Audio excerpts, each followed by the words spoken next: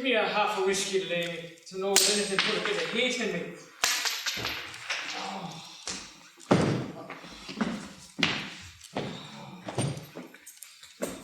For God's sakes, Lady, do you hear me talking to you? Oh, 'tis freezing. It's weather fit for snowmen and Eskimos. Here's your father. This place is getting more like Las Vegas with all the gambling going on. He's gone down to O'Connor's for the paper. That'll be $50. Take your time, will you? Why aren't you at school? Still on our Easter holidays. How's trade? Same as always. Lousy. Upstairs, your dinner's ready. I thought I told you to sleep out the shop. It's nearly finished. You've been long enough about it. Right, up to Muddy. Morning, Bird. Morning, Mick. Did you clean out the store? I've done the half of it. The half of it. I told you to do the whole of it. I was looking after the kids while my mother was feeding the baby. Tis too fond, Yard, of hanging about with women and children. Tis a daughter you should have been, not a son. And what are you doing, hanging under the table, you little devil? Go and see if the dinner's ready. Yes, Dad. And finish up that store, or you're going to hear all about it from me. Yes, Dad. In the name of goodness, will you cut out that bloody whistling? One would swear you was a canary. I thought you liked whistling. Whistling, yes. I like whistling. But that bloody noise you're making isn't whistling. Upstairs!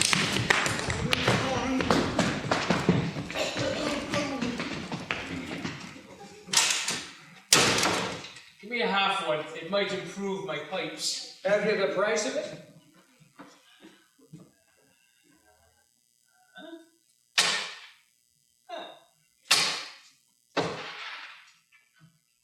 Who did you take down now? Take down? That's illegal, that is. I could have you put in jail for that. Pity I had no witness. Could pay me more than calf buying. Oh, there must be great money in calf buying.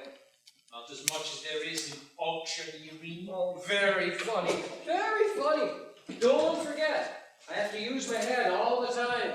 Not half as much as I do. Have you ever tried to take down a small farmer? Good morning, ma'am. Good morning, ma'am. I said Mrs. Butler. I didn't see you at the dog's age. Good morning to you, Mr. Flanagan. I'm afraid I don't be in the village very often. What can I get for you? Oh, 'tisn't drink I'm looking for, Mr. Flanagan. 'Tis other business entirely that's brought me. I've been thinking of paying your call for some time. You wouldn't be thinking of selling any property by any chance? The bit of land or the house or maybe both? Oh, no, not the house. Lord save us. Do you want to be on the side of the road or stuck in a room in some back lane in Carrick Thomond? 'Tis the field I came to see you about. I'm a poor widow woman, and I want the best price I can get. They say you're an honest man to get the last halfpenny for a person. Sit down here, Maggie girl. You won't be wronged in this house. I can guarantee you that. My goodness, sir. You came to the right spot. Am I right, Bird? No better man, as straight as a telephone pole. I suppose you know the Bird O'Donnell. Only to see how you do, sir.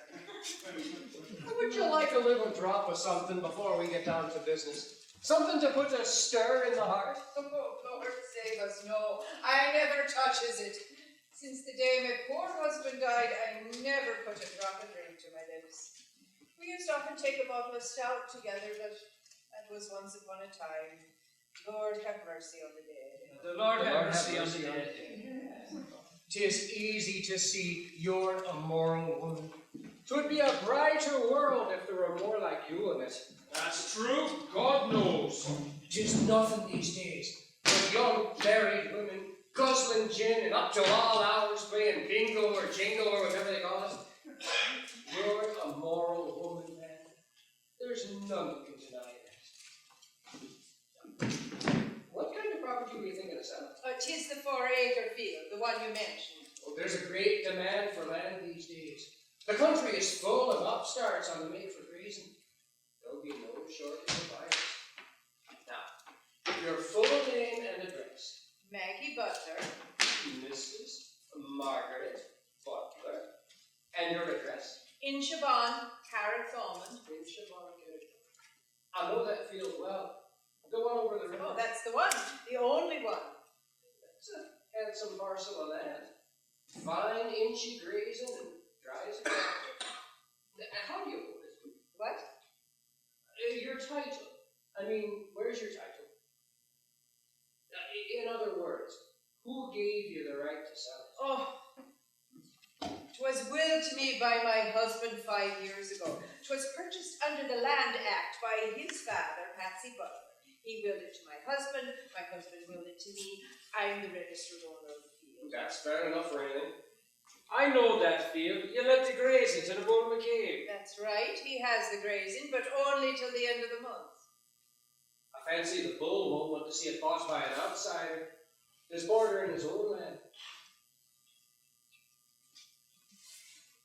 And proper order too.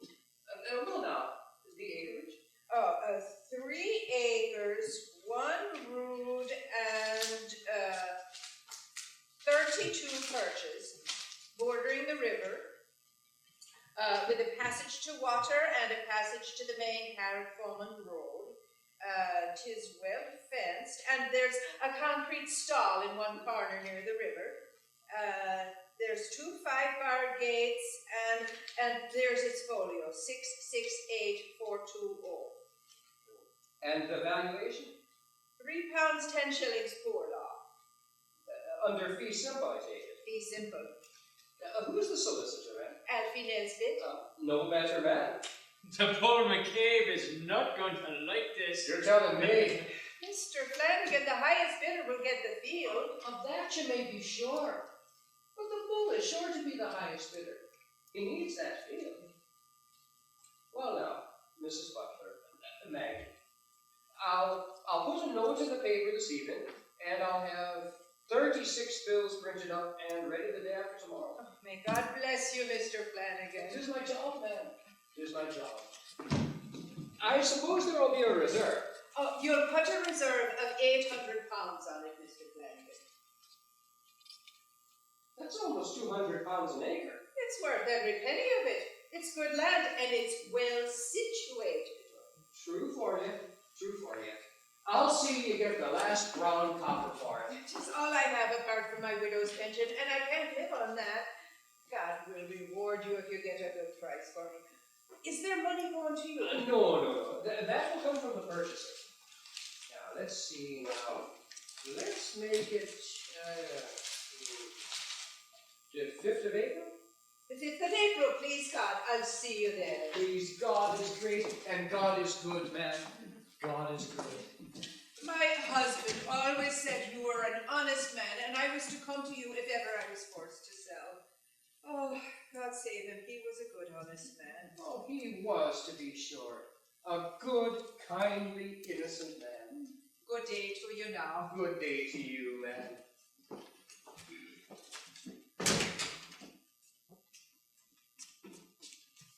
You've a nice tricky job ahead of you now. Don't I know it? But business is business, Bird. And business comes first with me. The Bull McCabe is not going to like it. What the bull likes and don't like is nothing to me. I have my job to do. Your dinner's ready. Oh, good. I'll go right up. Can you type out a couple of copies of that for me? How many do you want? 3. Make it 3. The Bird will carry them over to the printers when you're done. Don't be too long. Go to the hairdresser when you come down. Oh. What's on? Nothing's on. Only it's been 6 weeks since I got my hair done. Well, why didn't you get it done before now? Nobody stopped you from getting your hair done. No one. Only 9 kids. Now you need to turn on the wireless. The baby's asleep. If he wakes, it's the end of the hairdo. Oh, Christ almighty, woman, I want to hear the news. You can live without the news for one day. What's for dinner? Corned beef and cabbage. Again? What do you want, turkey now? Well, no, but god damn it, if I ate any more cabbage, I'd have to put in a second lavatory. No matter what you do, they aren't happy. wants for dinner, yes. Ask him in the morning what he wants for dinner. He'll tell you, oh, it is too soon after me breakfast. Put another half one in that, will you? Have you the price of it? No, but I'm selling 2 calves this evening. Cash on the line only.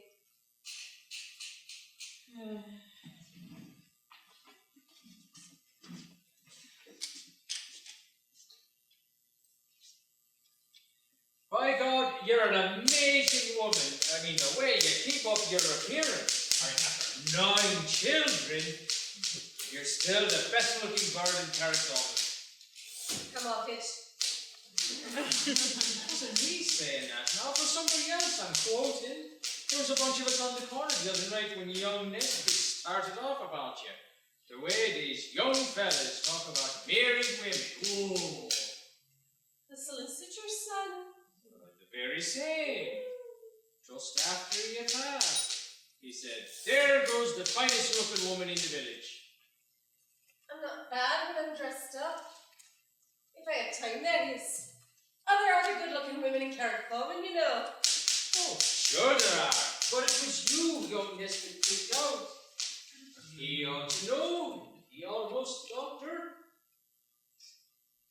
I don't know why I listen to you. Not a word about this. And you pay me when you have it. Trust me. Trust me.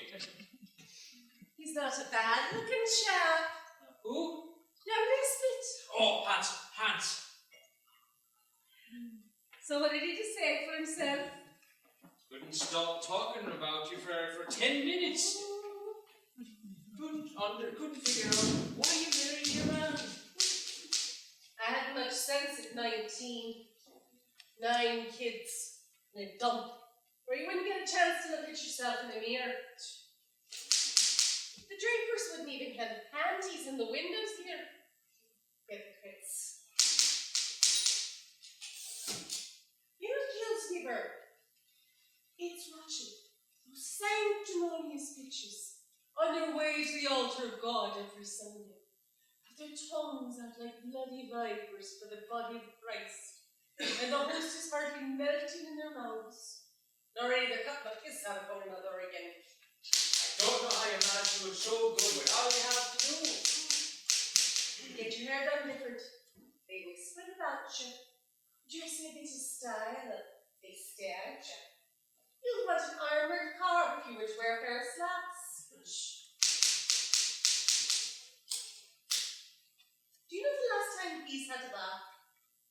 A year. Imagine a whole year. He changes his shirt every Sunday and then sleeps in it the rest of the week.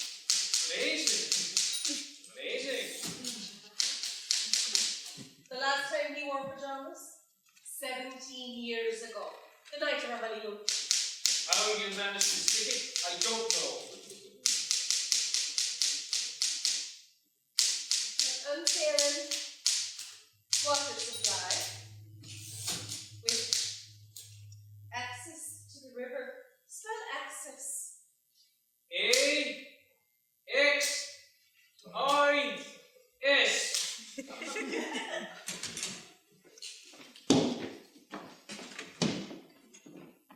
No Maggie Butler in here. She's only just left. How's the board? Who told you you could call me bully, you pretty snapping son of a bitch? Sorry, Bull. Sorry. Where's Mick? Upstairs finishing his dinner.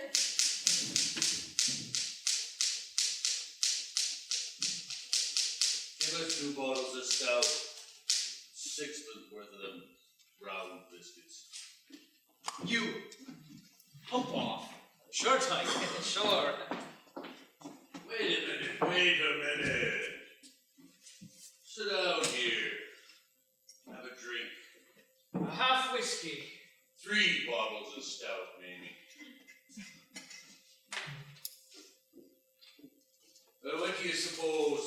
I'd say he knows all. Wouldn't you know by the cut of him? I'd say so, too. She was putting up the field, wasn't she, Bird? That's right. 5th of April is the day by public auction. Well, you have a good ear, Bird. She made no secret about it. You think she might have told us?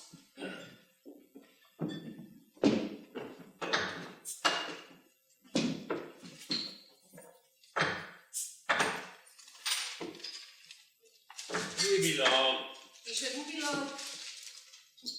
5th of April, you say?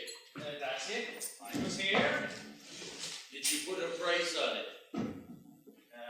£800. She's out of her mind! Hickeys. Tis a good bit of land, though, boy. You have to admit it. Oh, I'll admit that, all right. But it was the manure of my heifers that made it good. 5 years of the best cow dung in Carrickthorne. And 40 pounds a year for the grazing. That's 200 pounds I paid. Not minding the cost of the cow dung and the thistles we cut year in and year out. Nah, to me, that field isn't worth 1 penny over 400 pounds. If she was to get another 200 pounds out of me, she'd be well paid. Wouldn't you say so, Ty? Bird, wouldn't you say so? You're a fair man. Yeah, she'd be well paid indeed if I was to fork out another 200 pounds. Very well paid. But suppose there's others bidding. There won't be any other bidders. Half this village is related to me. The other half is related to my wife. There's bound to be outsiders bidding. There's a craze for land everywhere.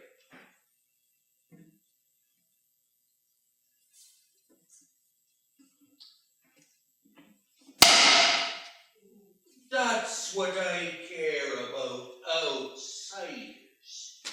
Accursed friggers with nothing in their heads, only to own the ground we're walking on.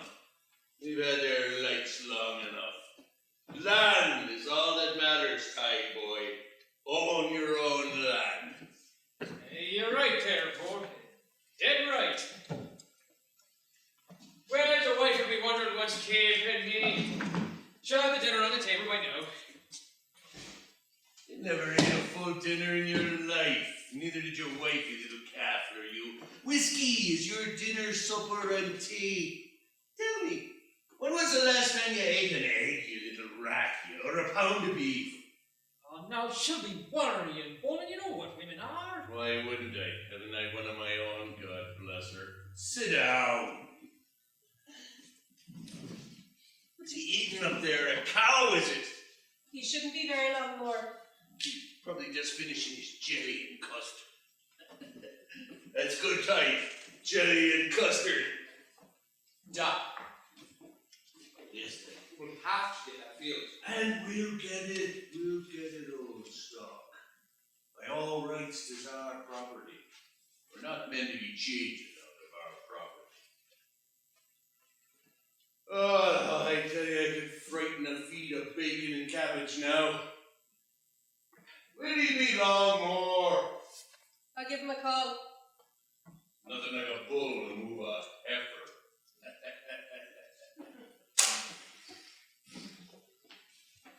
Mick, will you hurry on down? Mr. McCabe wants to talk to you. What did he say? He says he's finishing his tea. His tea? Is it his supper or his dinner he's having? Tell him to bring his tea down with him and drink it here. Mr. McCabe says bring your tea down with you. He's in a hurry. Tell him I had no dinner yet nor had time. He says he'll be down in a minute. He has to go to the toilet. Oh, merciful Father, he can't eat his supper without going to the lavatory. Well, I'll slip away. I'll come back again if you want me for anything. Can't you sit still? It's no wonder they call you after a bird. You're worse than a bloody sparrow. He's here. Oh, we're in bed. How's the book? And Ty, how are you? We hadn't our dinner yet. Two of us fasted since morning. Well, what can I do for you? It's private.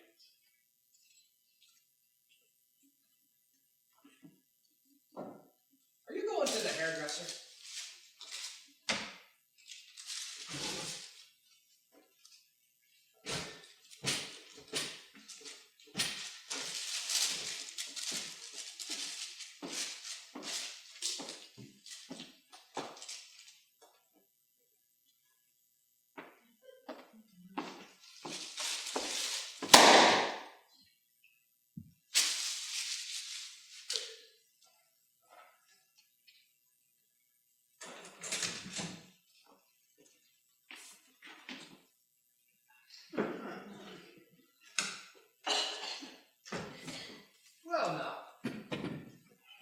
What's the problem?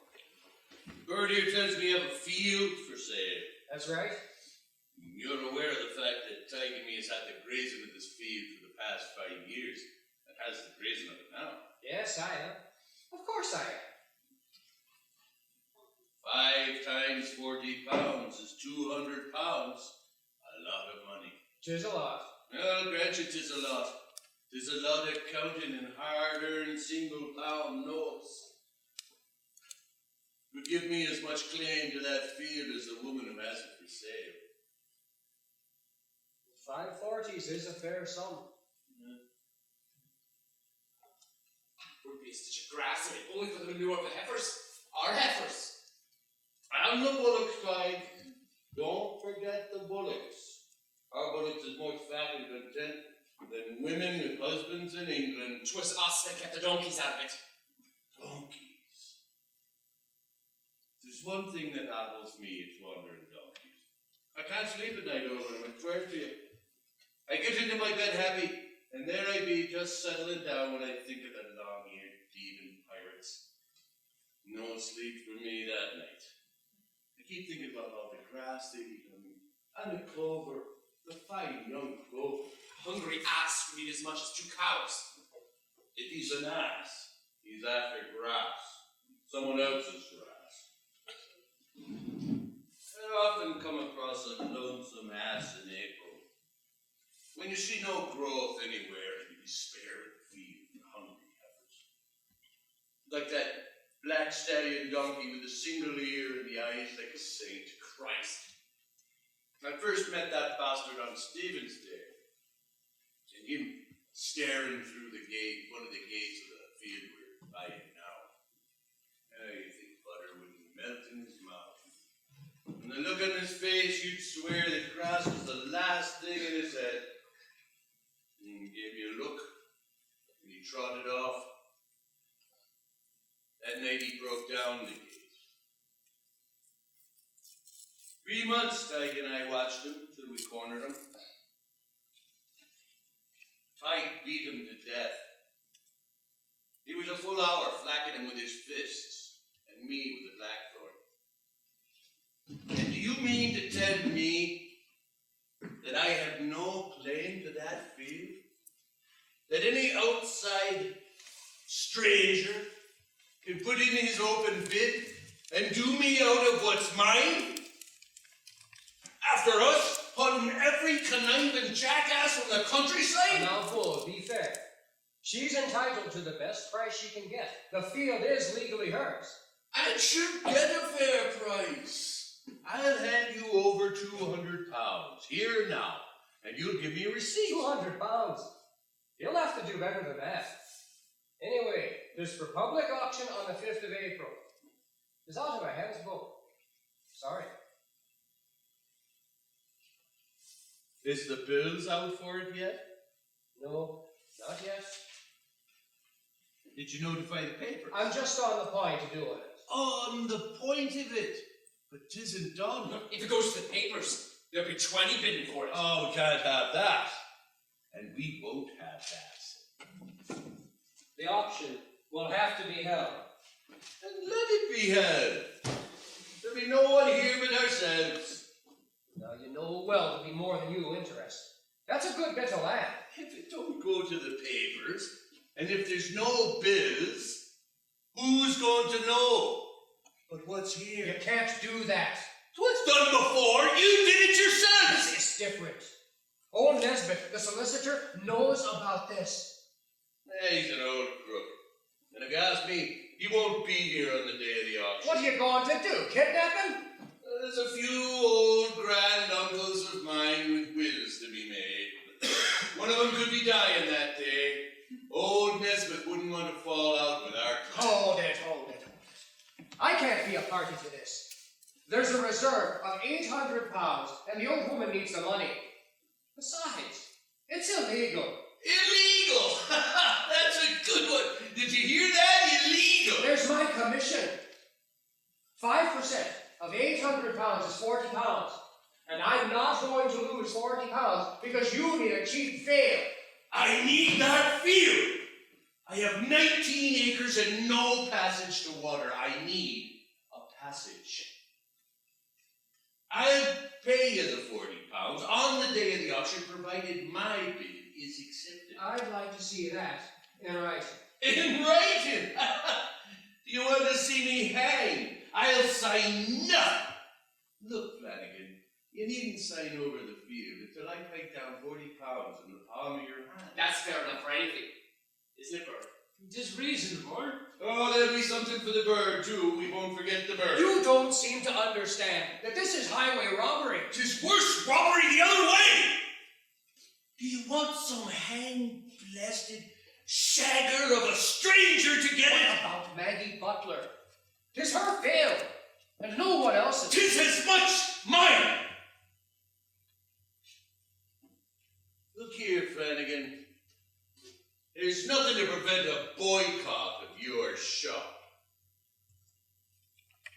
What do you mean? There's 100 relations of mine in this village and around it. Not one of them will set foot in this pub again if I say so.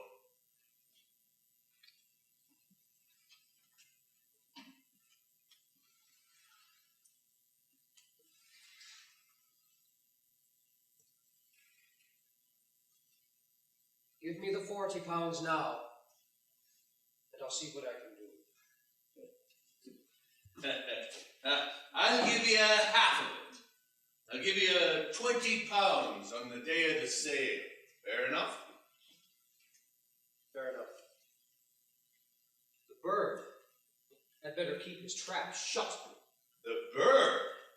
Ah, the bird don't like to get his feathers wet. Do you, bird?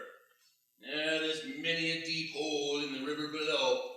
Who's to say how a man might lose his foot? My lips are sealed. Here's 2 10-pound notes. Put your hand in here, bird. You'll act as witness. Say after me.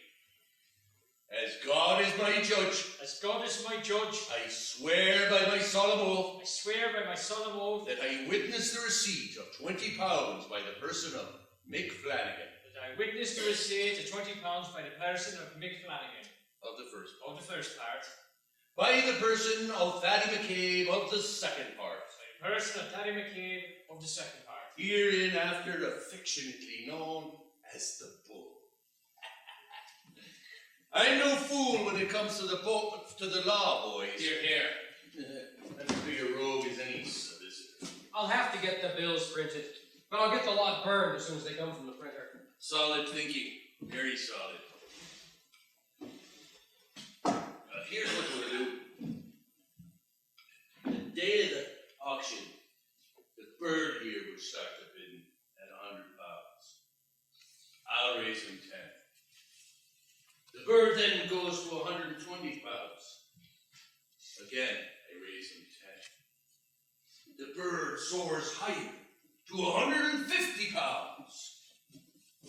Again, I raise him 10. The bird flies high to 190 pounds. But I'm there with the final bid of 200 pounds. All straight and fair and above board. 2 down, as the man said, and carry 1.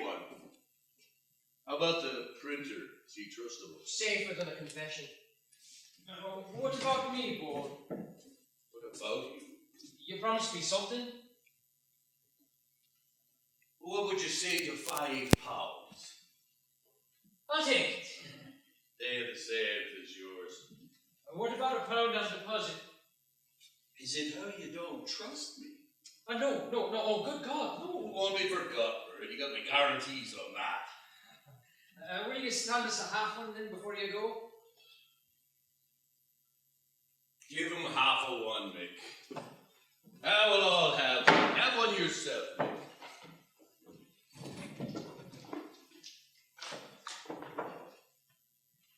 I've watched this field for 40 years.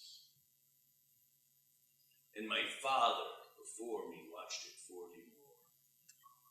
You know every rib of grass, every thistle, every white thorn bush that bounds it. The shamrock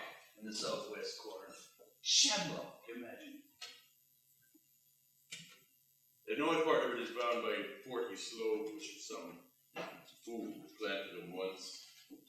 But they're a good edge. This is a sweet little field. This is an independent little field that wants Eden. Well, you'll have it soon enough with the help of God.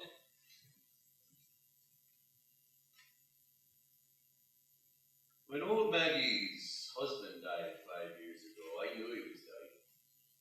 One look at the writing under his eyes, and I knew. I knew she was feeling the pinch. I knew by the writing. Whose road as clear as the process across her forehead, were the wrinkles on her cheek, and she was feeling the pinch of hunger.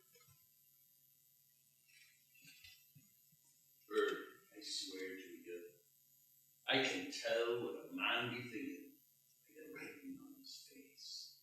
Have no fear for me. Oh, I won't go with stock, for I know you are to be trusted above any man I know. Dad, what about the dinner? There's your healthy man. If he isn't hungry after women, he's hungry after meat. Die, my son.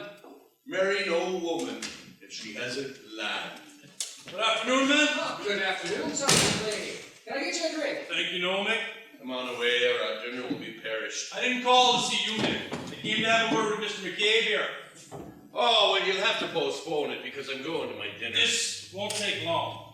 I'm here investigating the death of a donkey.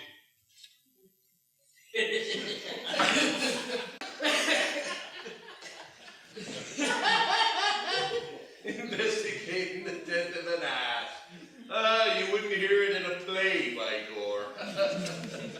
It's the same old law the whole time. The same dirty English law. No change at all. Maybe not. But I have to ask your son and yourself a few questions. You're out of your mind, Sergeant. Come on away, Ty. Haven't you anything better to do? What about all the murders and robberies? Wouldn't it be more in your line to be solving them? Come on, Ty. This fella's like all the rest of them. His brains are in the arse of his trousers. Well, that'll be enough of that. Sit down and answer my questions. Sit down! Or come to the barracks.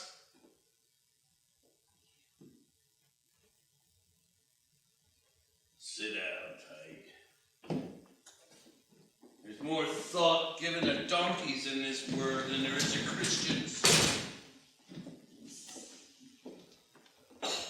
Where were you the night before last?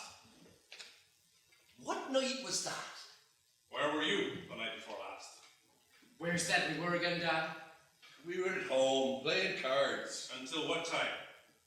till morning. And did you leave the house at all during that time? Well, we went out in the backyard a few times. Or is that again the law too? Can you prove you didn't visit Mrs. Butler's field over the river that night? On my solemn oath and conscience, if I left the house for more than 2 minutes. You have that field taken for grazing, haven't you? Everyone knows that. Well, can you prove you weren't there? The bird there was playing cards with us till 2 in the morning. Is that the truth, bird? Gospel. Well, the donkey was killed around midnight. His cries were heard by a couple walking along the river. They reported to the SPCA, who in turn reported to the barrack orderly. Now, what I want to know is, where were you when the donkey was poisoned? He wasn't poisoned.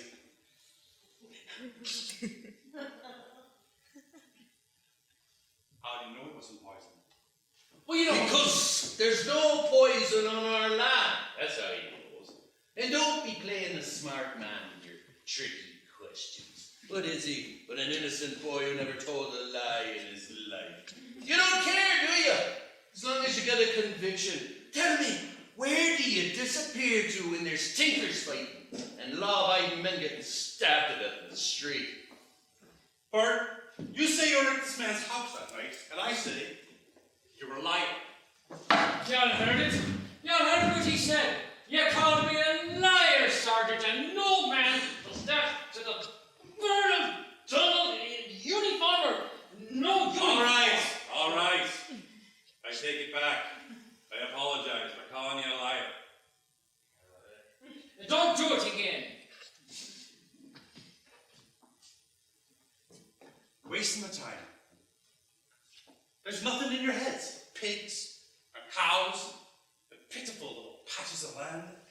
You laugh when you hear that an old jackass was beaten to death. But a man could be beaten to death here. For all you give a damn.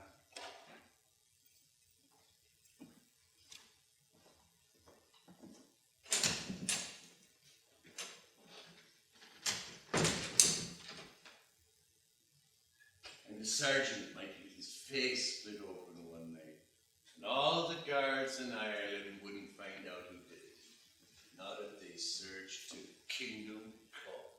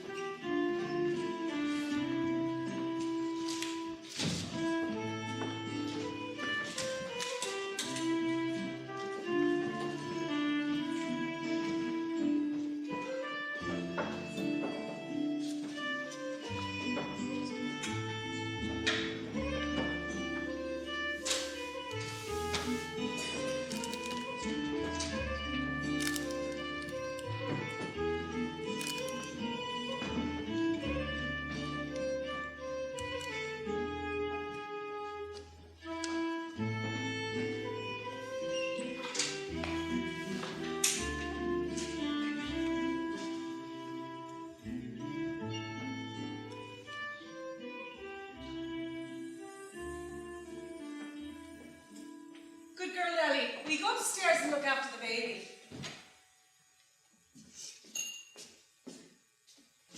Put another half one in that, will you?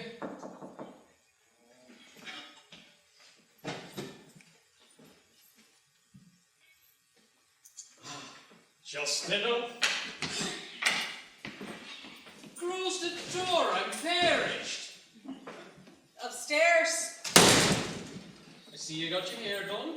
About time, isn't it? It suits you, definitely suits you. Kind of a girly look. It's the latest style. What the latest style for around here, anyway? My father said you were short of stout. Good boy, lady. What's he doing up there? Listening to the wireless. The baby's crying, Muddy. What'll I do with him? Give him a suck out of the bottle. If that doesn't quiet him, give me a call. All right, Muddy. Jason, take Nellie upstairs. Lainey, take this fellow upstairs. There's an auction going on here this morning. Upstairs if you know. Bird. You hook a farmer quicker than you hook a 13. Oh, my little... Well, did he like it? What? Me hair. Oh. You're nested. Oh, he started getting on about you the other night.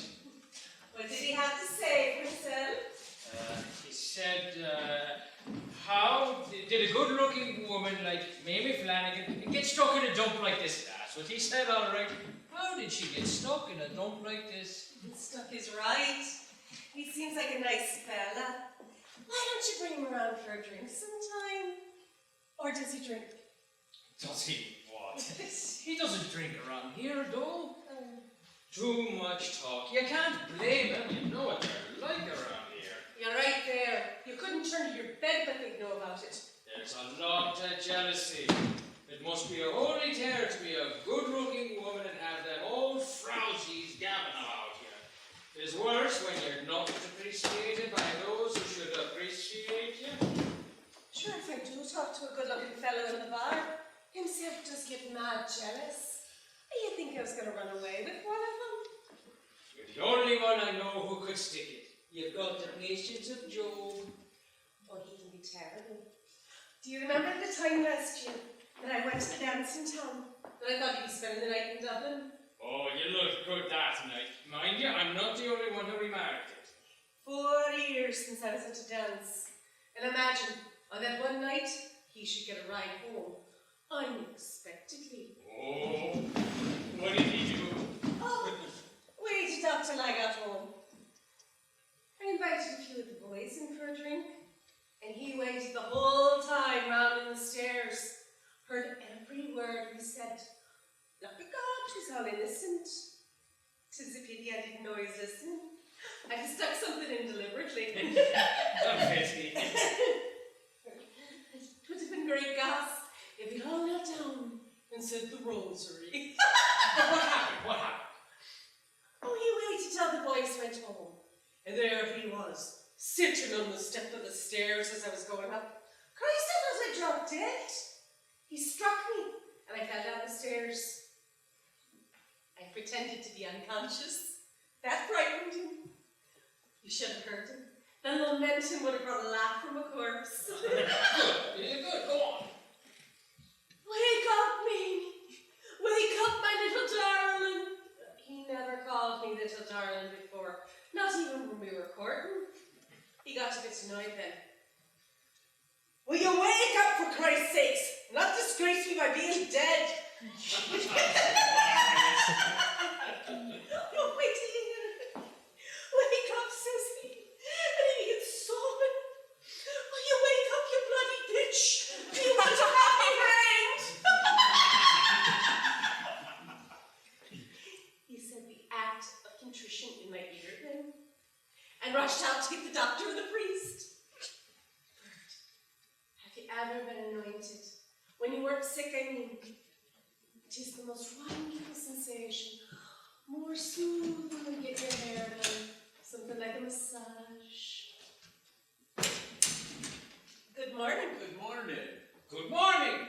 A nice morning, isn't it? Yes, it is. Could I have a bottle of beer, please? Tis inclined to be a bit showery, but all in all, it isn't bad for the time of year. April is a tricky month, all right. You never know where you are with it. Like a woman. Yes, in some ways. Yes, it is. It's a strange month. Fine one minute, and wet the next. I hate windy weather. There's good growth in it though, so it should please the farmers. Very difficult thing to do.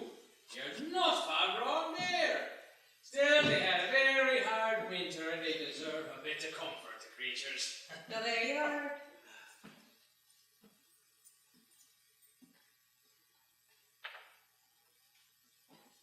Good luck.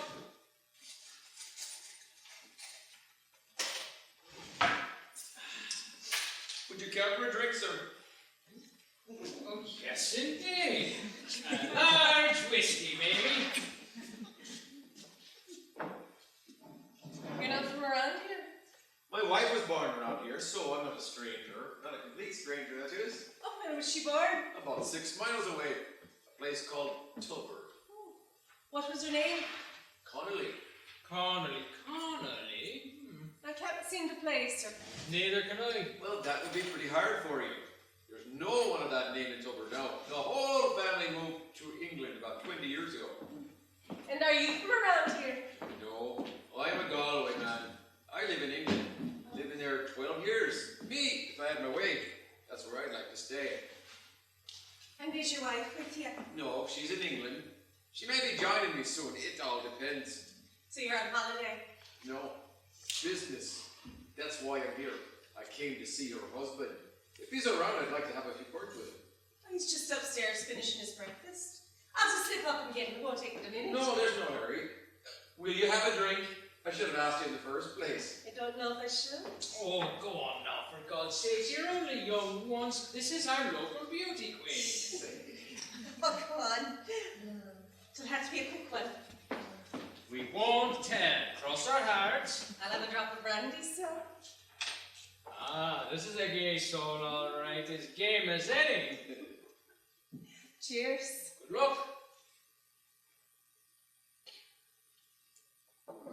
Now you have to have one on me. Not for me, thanks. Too early. I won't say no, Mamie. That'll be quick. We don't want him drunk, do we, Mr. The name is D. William D. And are you sure you won't have one, Mr. D? No, if you don't mind. Some other time, perhaps. I'll be here for a few days. And it's possible I'll be here permanently.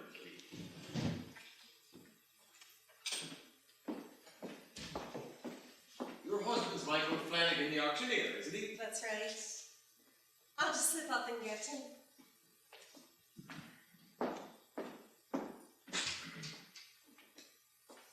Why don't you come by sometime? Anytime. Bird. Mamie. seems like a nice woman. You needn't say this to anyone, but she's a regular flyer now. 30-30. She struck me as being a nice, friendly woman. Oh, I'm only having a bit of a joke. You're right about her, though. She is lovely. Good morning, gentlemen. The wife tells me you were wanting to see me. I'm sorry if I disturbed you. There's no particular hurry. Oh, that's all right. I was only listening to the late news. What can I do for you? Well, first of all, let me introduce myself. My name is William D. I'm Mick Flanagan. How do you do? I have a letter here from Mr. Nesbitt, the solicitor, about the sale of a field. The auction was supposed to take place at 11 o'clock today. Maybe there's been a mistake? No, there's no mistake. This is the day of the auction, all right. But who told you? I mean, how did you get in touch with old Nesbitt? It's the wife, you see. Since our last baby, her nerves haven't been too good and she wants to come back to Ireland. Mr. Nesbitt is one of the many solicitors that I wrote to be on the lookout for just such a field. Last week, I had a letter from him, so I took a chance and came over. Slancha! You may have come on a fool's errand. I don't understand. There's only 4 acres. You couldn't possibly make a living there. I'm not worried about that. My site in England is much less. Don't get me wrong now, my friend. I'm only advising you for your own good. I have a business of my own in England and I do fairly well. I supply concrete blocks to builders. This field is the right size for me. It's on a river with first-class gravel. Who told you? About the gravel, I mean. I had an engineer from the town look it over. An engineer? That must have been the fellow with the wooden box. He said he was catching eel fry. Anyway, you'd want a fortune to start a business like that. It's not as difficult as it sounds. I cover an acre or so with concrete, move in my machinery, and I'm in business. It's only fair to tell you that there's a boycott on outside bidders. Nesbitt said nothing about an boycott. Well, that's the way it is. There's a boycott, all right. And there could be trouble. Serious trouble. What sort of boycott? I wouldn't want to lead you astray. But for the past 5 years now, a farmer whose land is right next to the field has rented the grazing. He believes he has first claim. It's a public auction, isn't it? Yes, but I thought I'd warn you. The village would hold it against you. I wouldn't be selling blocks to the village. You wouldn't get men to work for you. A few of my men in England would give their right hands to give that to Ireland. You don't know about land. You're a stranger. You wouldn't understand. There will be trouble. All I know is that my wife isn't well. If I don't get her back here quick, she'll crack up. Now, if that isn't trouble, tell me what is. I'll tell you what. You go back to your wife, and I'll find you a suitable field. I'll search high and low. I won't let you down. You won't have long to wait. You're an auctioneer? Yes. And this is a public auction? Yes. Well, I'm a prospective buyer. Now, how about getting along with the auction? Would you like a cup of tea? Thanks, I would. You know what he's doing? No. What?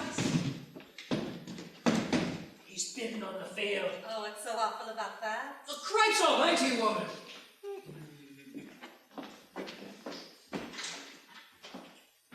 I'm not so well, am I? Look, I've nothing against you personally. No, I've nothing against you, personally or otherwise.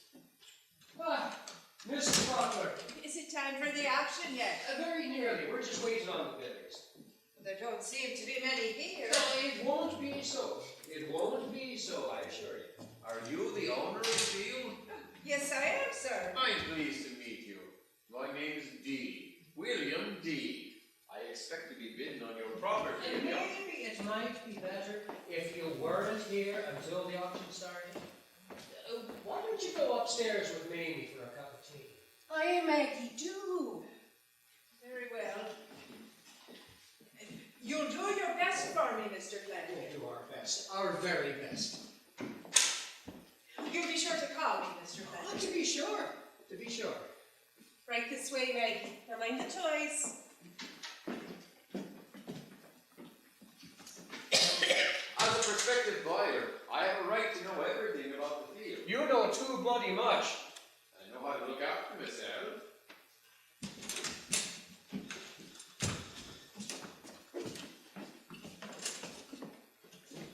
Give us 3 half-pints of porter. Hello there. We were told about you. Are you aware there's an objection here? So I'm told. What do you want the field for? Well, that's no business of yours. He's going to make concrete blocks. What? To cover the field with concrete. What about the grass? What about my lovely heifers? No more meadows nor hay? You're no ugly son of a bitch. No foreign cock with hair oil and the tide is going to do me out of my rights. I had to graze into that field for the past 5 years. It's my only passage to water. You're tangling with a crowd now that could do for you, man. Watch out for yourself. Give us 6 months worth of biscuits as far as goes. Isn't it time the auction was started? You know what's good for you, you won't bid. Is that a threat? Make what you want of it. If you care to make yourself clear, I certainly will. Well, if you fancy yourself, you can have it here. Oh, for God's sakes. Be your age.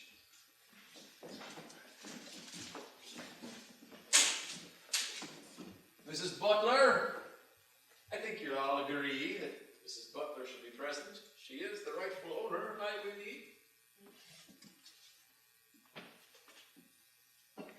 Mrs. Butler, I'm going to start the bidding now.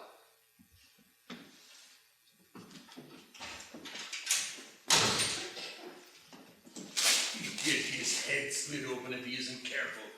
Bloody imported whore, master. Taking over the village as if he owned it. I'm with no trouble here, Bull. But there's ways of circumventing everything. I'll circumvent him if there's any circumventing to be done. Mrs. Butler, have a seat.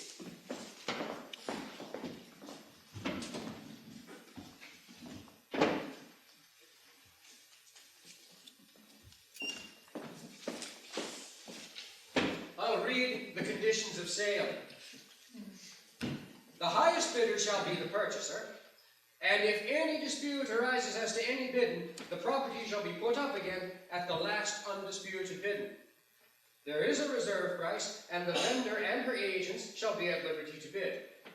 No person shall advance less than £5 at any bidding, and no bidding shall be retracted. I see the dirty hand of the law in this. 2. The purchaser shall immediately, upon being declared as such, pay to the auctioneer 1/4 of the purchase price as a deposit, together with the usual auction fees of 5%, etc., etc., and so on and so forth. Law. Law. There's the dear commodity. That's the dear material. All the money in Carrickdown wouldn't pay for a suit the length of that cloth. I'll read the particulars and conditions of sale.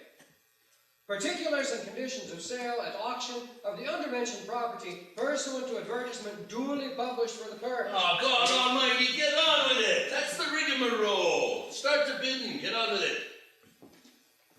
Now, this field, as you all know, is well fenced and well watered with a carrying power of 7 cattle. Yeah, thanks to me and Tyke. It was our sweat that fenced it, and our dung that manured it. Come on, get on with the bidding, man. Do I hear an opening bid for this excellent property?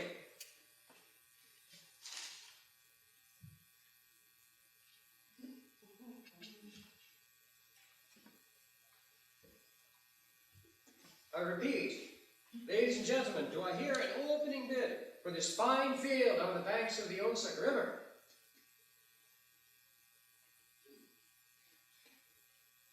For this property of 3 acres, 1 rood, and 32 perches or thereabouts. green, grassy pasture. Oh, come on now. Do I hear an opening bid? Will someone bid me, please? £100. I hear you loud and clear, sir. £100 it is from the Bird O'Donnell. Now this is more like it. Do I hear any increase on £100? 120. £120 from Mr. McCabe. Do I hear any increase on £120? £130. £130 from Mr. O'Donnell. Do I hear any advance on £130? 140. £140 from Mr. McCabe. Do I hear any increase on £140? £150. Ah, £150. Do I hear 160. £160 from Mr. McCabe? Do I hear any advance on £160? £190. £190 from Mr. Bird O'Donnell. Do I hear any increase on £190? 200 pounds. I'm bid £200. Do I hear any increase on £200? I'm bid £200 by Mr. Caddy McCabe of Inchavon. Do I hear any increase on £200? Any increase on £200? There is a reserve price, and I will negotiate by private treaty. Now come on, ladies and gentlemen. Before I close this public auction, do I hear any increase on 200? Guineas. Any increase on 200? 200 guineas. What's guineas? They should be disqualified. There's no such thing as a guinea going these days. All right. I'll be at 300 pounds.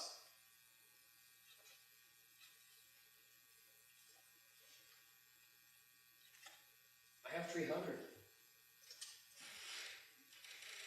Do I hear any increase on £300? I'm bid 300. Do I hear 350? No. In that case, I'll call a recess for today and negotiate by private treaty.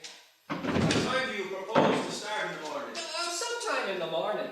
We can't all be on the dot like you. The people around here are hard-working people with little time to spare. What guarantee have I that you won't close the deal with him? Now, let that be the least of your worries. Everything is nice and legal here. I take it then that my bid being the highest, you'll give me something in writing until the morning. You'll get nothing in bloody writing from me. You'll be here in the morning if you want to bid again. Bid against who? You'll bid until this woman's reserve has been reached. There's no one going to wrong an old woman. Not while I'm on my feet, mister. I guarantee you that. How much is the reserve? £800. That's not beyond me, and I'm prepared to bid again. When can I see the... Stay away from that field. There's cattle of ours there. If the field's for auction, I'm entitled to have a look at it. Use your head while you're able. Stay away. That's right. Get the hell out of here. While you still can. You can see my field anytime you like, sir. Shut up, you old fool! What about my claim? You've no claim! Look out for yourself, you. Look out for yourself. I'll be back when you open in the morning. That field is mine. Remember that. I'll pay a fair price. God Almighty, it is a sin to cover grass and clover in concrete. I have to be going now. There's no one in the house but myself. You should remember that.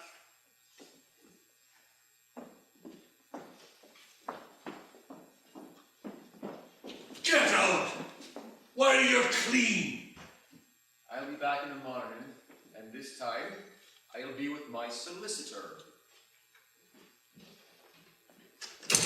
You might be back with more than your solicitor.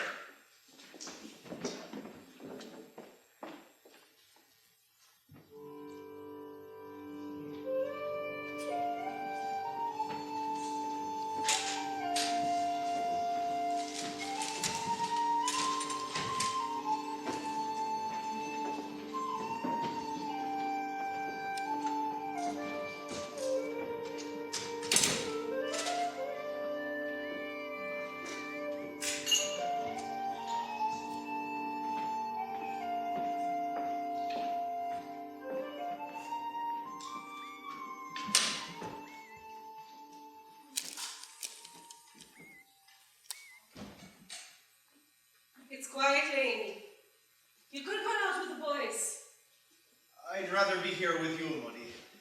You go out for a walk, and I'll be okay. There won't be anybody in for a while. A funny thing, mister. I'd rather be here with you too. Give me back a rub like a good boy.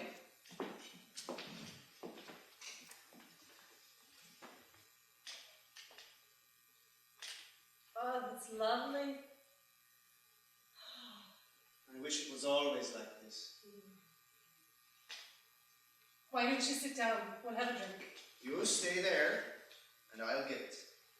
Now, what'll it be? Sky's the limit. I'll have a drop of brandy, son. Are they asleep upstairs? All sound. A small brandy to be.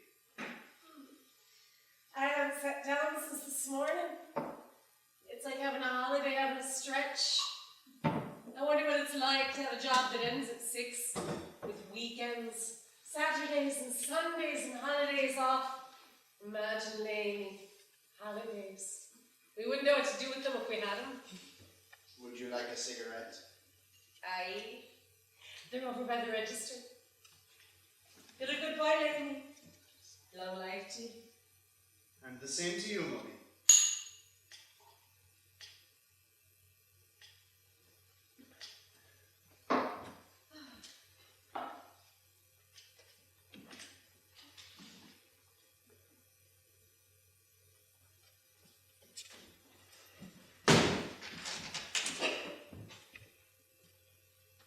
Do you feel it too?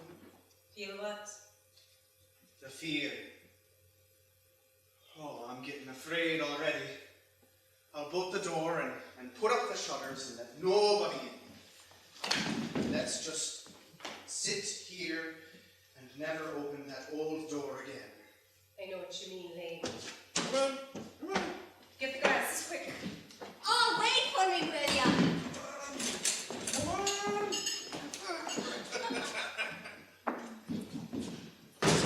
Good evening, Mamie. Dandy, Mrs. McKay. Hello, Mamie. What can I do for you? Oh, give us a gargle first. What would you like? Oh, a tender peppermints. Give her a peppermint and give me a half a rum. I'll get the money. Oh, good boy, Lainey. Is the boss in? He should be back shortly. Oh, you'll do just as nicely. I want to pay him for that acre of bog. Will you see if he has it on the books? I'll just go up and get it. Shouldn't be long, just have a seat.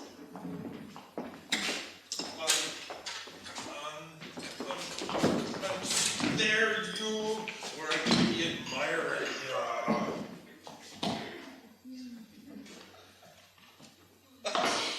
You're the oldest boy, aren't you?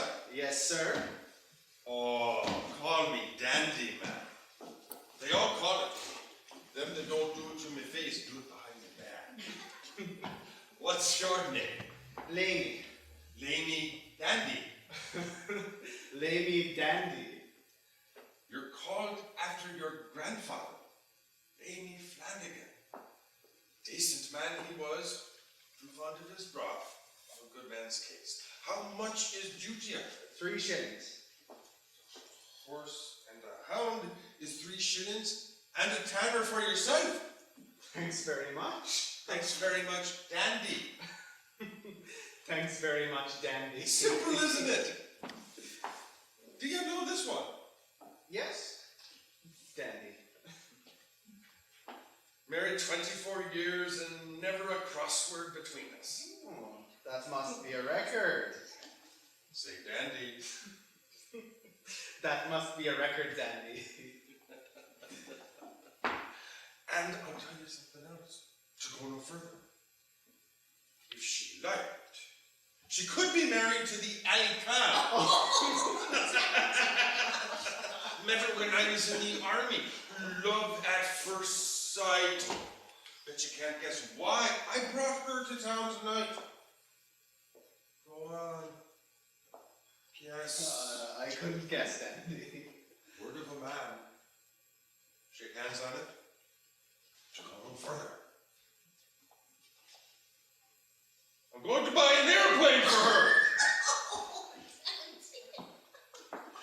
She has one fault though. Only the one. What's that, Dandy? She wanted canaries. I bought a canary for her yesterday. yesterday, stuffed him with ginger. She wouldn't look at it. Had to give it to her mother.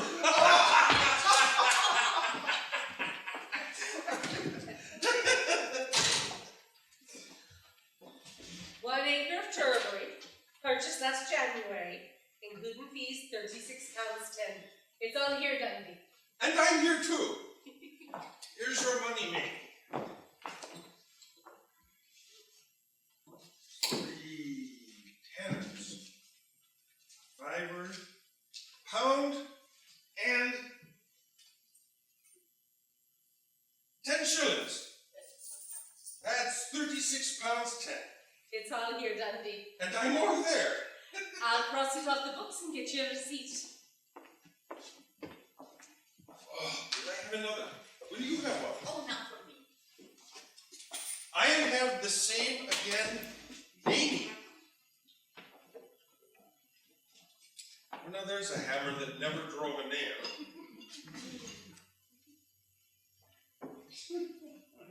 Ladies and gentlemen, I have here for sale one prime farmer's wife. Oh. 15 hands high, sound in wind and limb, and steady as a butcher's table. Do I hear a bid? Do I hear a bid for this prime specimen of womanhood? You, sir, you look to be a decent sort of man. Do I hear a bid? She has 2 gold medals for making toast. Whoa. 4 for making pancakes. Oh. She has a gold cup for drinking sour milk. Oh. And a certificate for snoring.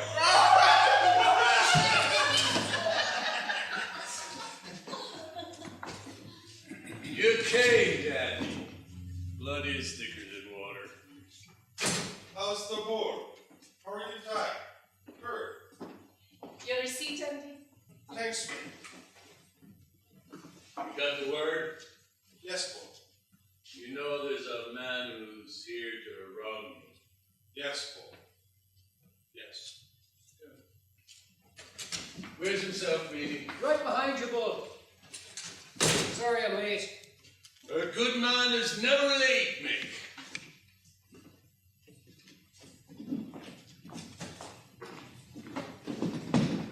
What's he doing up?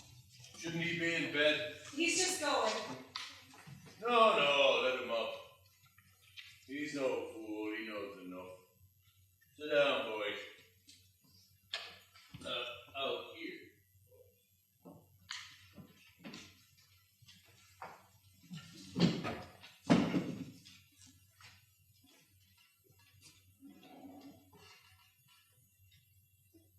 I am a fair man.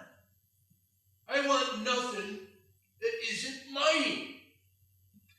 I won't be wronged in my own village, in my own country, by an outside landcrabber. The sweat I've lost won't be given for nothing. Now a total stranger has come, and he wants to bury my sweated blood in concrete. 'Tis again God and man, and I was never one to bow the head when trouble came. And no man is going to do me out of my natural born rights.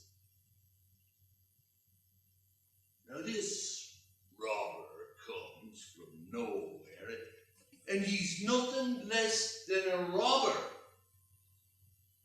And y'all know the cure for a robber. He must be given a fright. And the fright he's going to get. But if this man gets a fright, a bit of a beat, we'll have the civic guards going round asking questions. Y'all know what the civic guards is. I ask you, what is friends for? If it isn't to pull each other out of holes, what neighbors and relations for, if it isn't to love ye one another, says the gospel. So when the civic guards come with their long noses, you all will remember that Tig and me was in this very pub at the time that Robin Casebo got his dues. We'll give him just enough to teach him a lesson. Nothing more. Now, I want to promise, won't I, to show that we can trust one another. Dandy, you'll swear an oath on the Holy Ghost. Sure, boy. Sure. Don't worry about the missus. Sound man, Dandy. I knew I could trust you. How about you, Bird? Okay, but I'm not swearing on the Holy Ghost. What have you got against the Holy Ghost, you little calf, you? 'Tis wrong. 'Tis wrong. Did he ever give you a fright? A fright. That's right. Any other ghost you know will frighten the life out of you, but the Holy Ghost, he never gave anyone a fright. Come on, swear. Sure, Lord. Sure.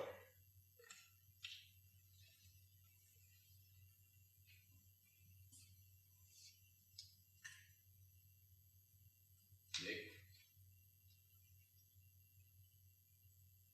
Okay. But don't overdo it. just a good fright. Nothing more. And now, put up a bottle of whiskey for my friends.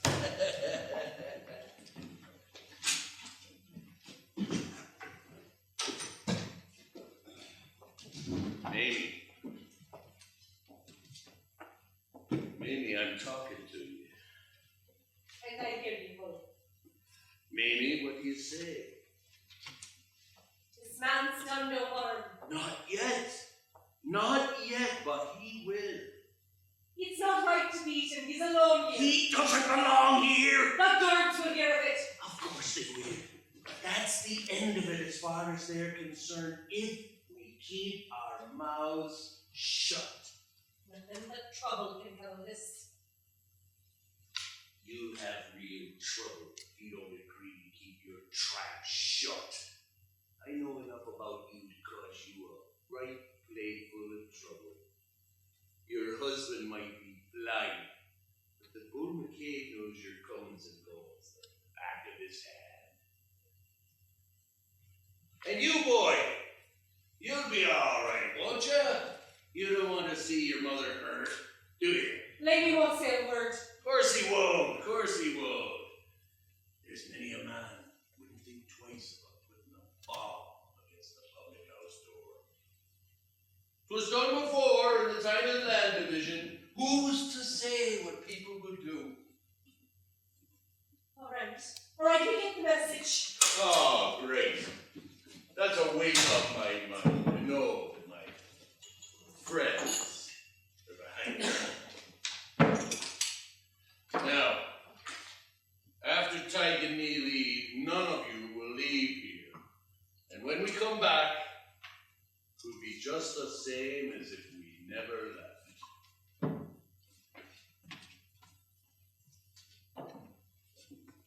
Right, Danny? Sure thing, boy. Good head.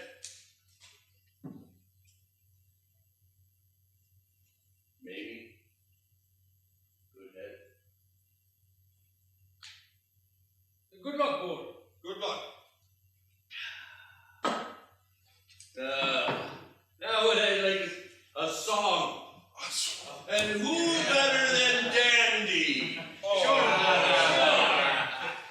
Give us She's Far from the Land, Dandy.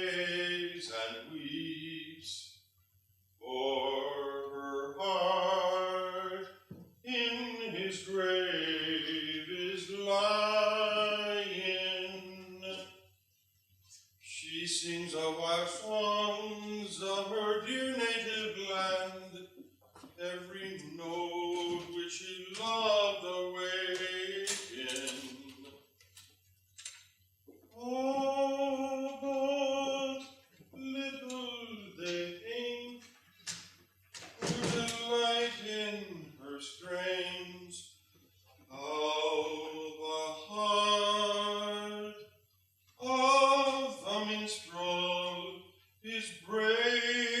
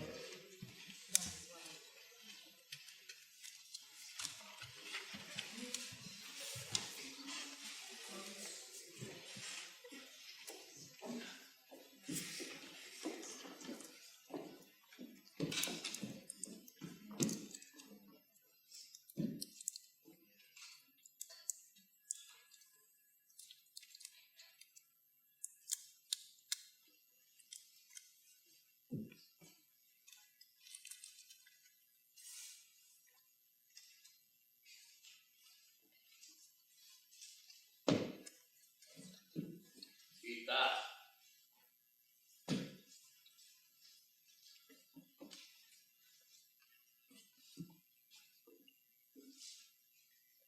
Tis bloody cold. 'Tis April, boy. 'Tis April. Listen, and you can hear the first crow through the grass. First music that was ever heard. It was a good share of sun today. Few more days like it and you won't know the face of the field.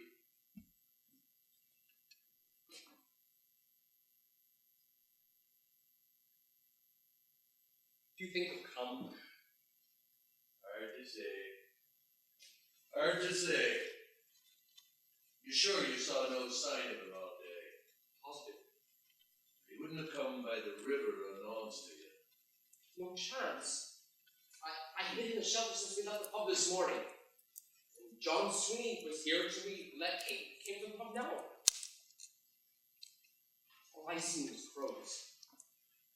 Nothing but crows. What do they be doing? Perched in the field all day. They weren't eating grass. They weren't digging snails. Just perched there. Taking no notice of anything.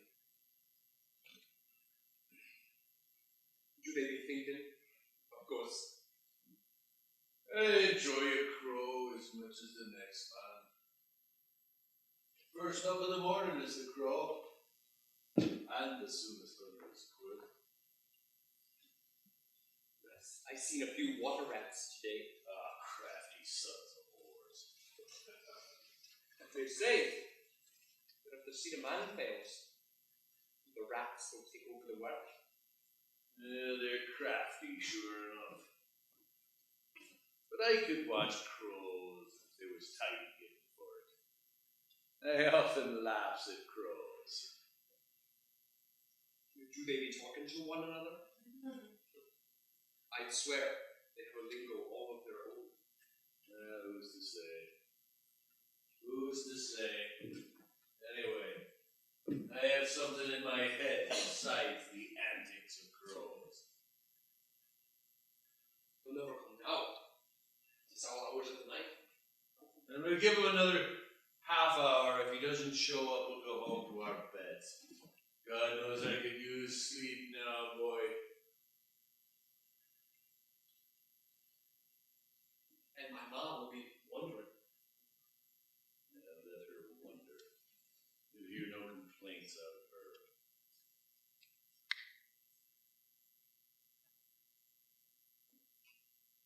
Yeah.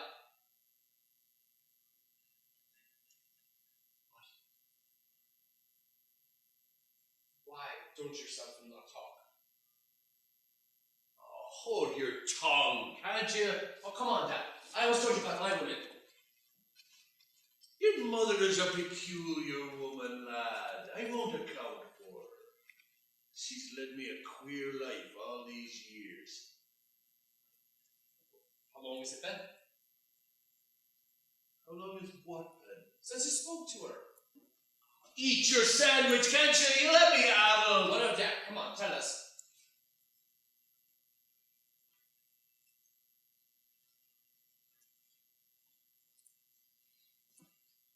18 years since I slept with her or spoke to her. And what was the cause? What was the cause?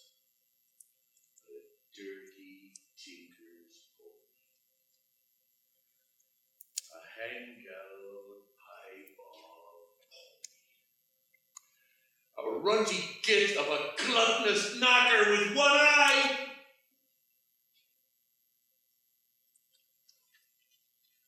I had gone to the fair, Gary told me that day, and she gave permission to a tinker's widow to let the pony loose in one of the fields.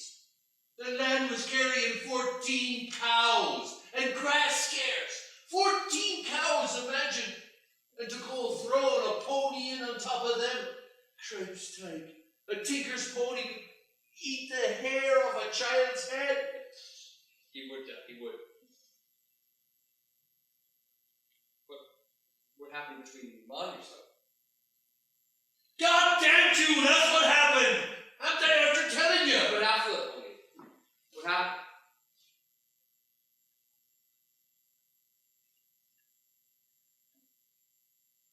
I was in bed when she told me. I had a share of booze taken. I walloped her a bit more than I meant, maybe. I went out and I looked at that pony.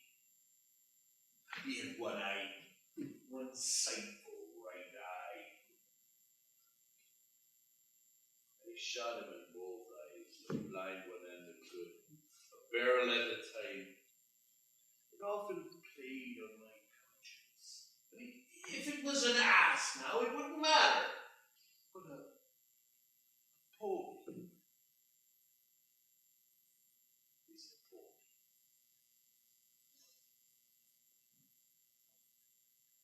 And she never spoke to you since. Never a word. They tried to talk to her to come round her. I put in electric light. I bought that television. I built the goddamn bathroom for her. All on account of a dirty tinker's pony, a one-eyed naggy. You'd swear to God he was human.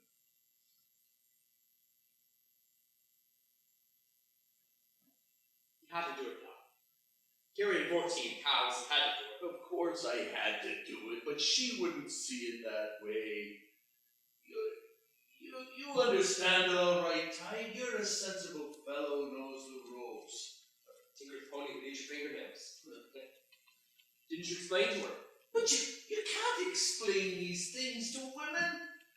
It doesn't matter to them that the fields are bald and hay is scarce.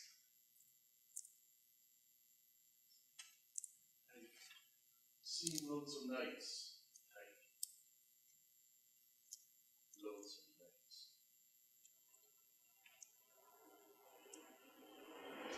What's that?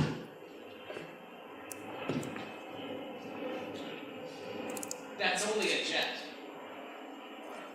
One of the new ones, with a high booming sound.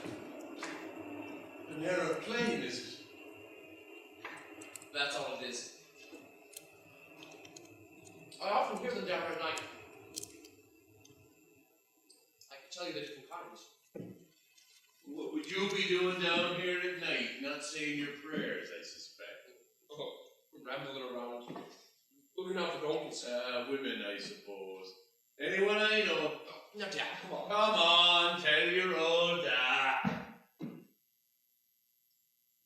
There's a daughter of Patsy Finnerty's. I've seen her. A bit red in the legs, but a good wedge of woman. Can she milk? As good as ourselves.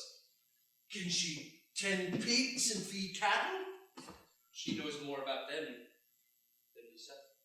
Well, if she knows that, she knows a lot. She's a man by day, but a woman by night. And an only daughter into the bargain. There's 9 acres of land. I know there's 9. A good 9. I reared you well. Good man, you said. Did you question her? I'd say she'd be willing enough. Wouldn't rush her though. She's pampered and strong. That'll soon be knocked out of her. Sometimes I drop some hints and she doesn't seem unwilling to listen. 9 acres, boy. Think of it. Keep your napper on and we'll be important people yet. Important people, boy. Why do you think I'm chasing her? What's that? It's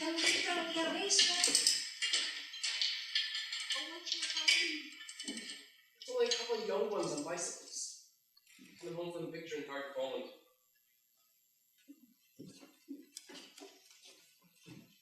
Calm yourself down. You're very different. It's cold. It's the bed at this hour. If he's to come, he'll come. If he doesn't come in 5 minutes, I'm getting it over. I'm getting nothing but pneumonia out here.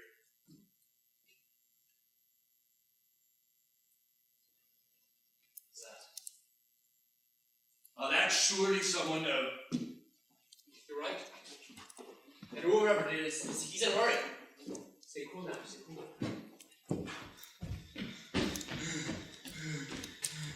Bull! Tig! Bull! It's me, the bird! Tig! If you're out there, lads, don't be calling me. Come on out. I'm after running from Carrickclomit with a bad heart.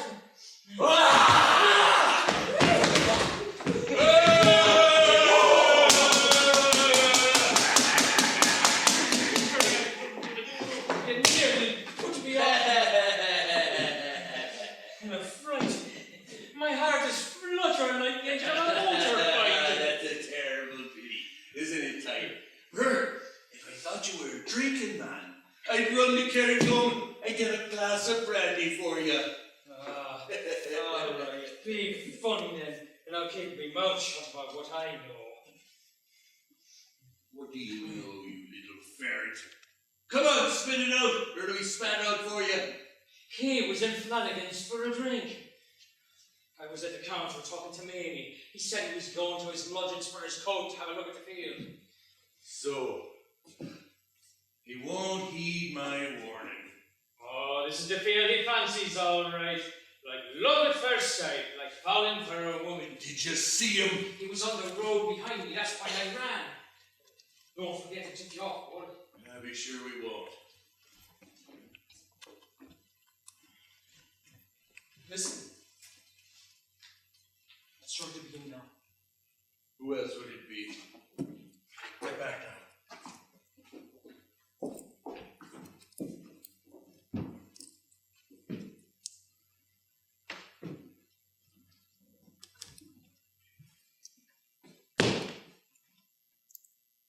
Turn around and go home. Who the hell do you think you are? I have as much right to be here as you. I'm telling you for the last time, turn around and go home. I'm legally entitled to look at this field. I want your oath that you leave Carrickmore in the morning and never come back. Your oath! Don't you threaten me. You do as you're told, or your wife will recognize you when she sees you. Come on, you're son of oath! Oh, for God's sake, get out of my way. Hey, that's dangerous.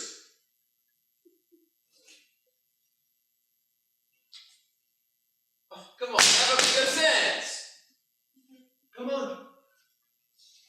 Pass us if you're able. Come on, if you fancy yourself. You won't goad me into assaulting you. A good night's sleep, and you might see things a little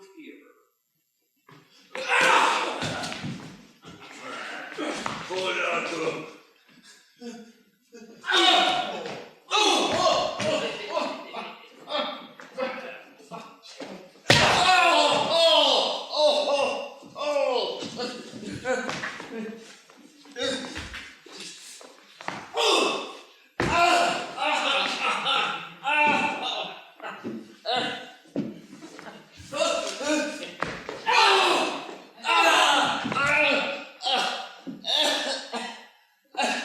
In the name of God, stop when you're too far.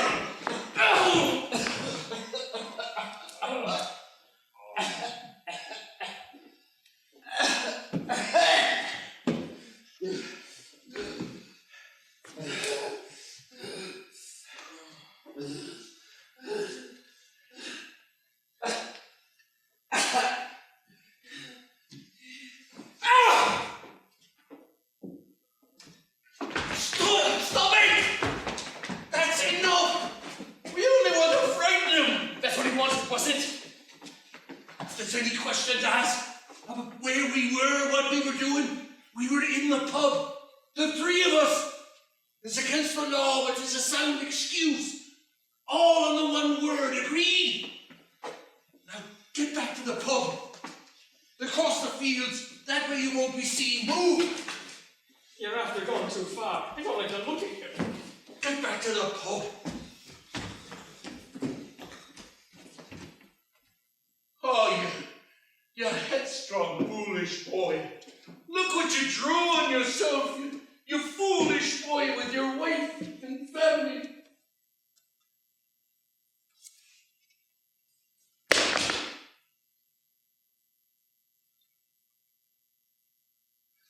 Oh, Jesus Christ.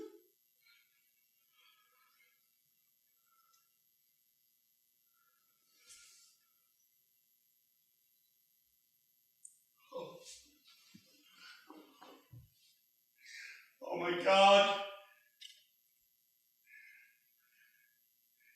I am partly sorry for having offended thee, and I detest of all my sins because of their just punishment. But most of all, because they offend thee, my God, who art all good and deserving of all my love. I firmly resolve with the help of thy grace to sin no more, to avoid the near occasion of sin.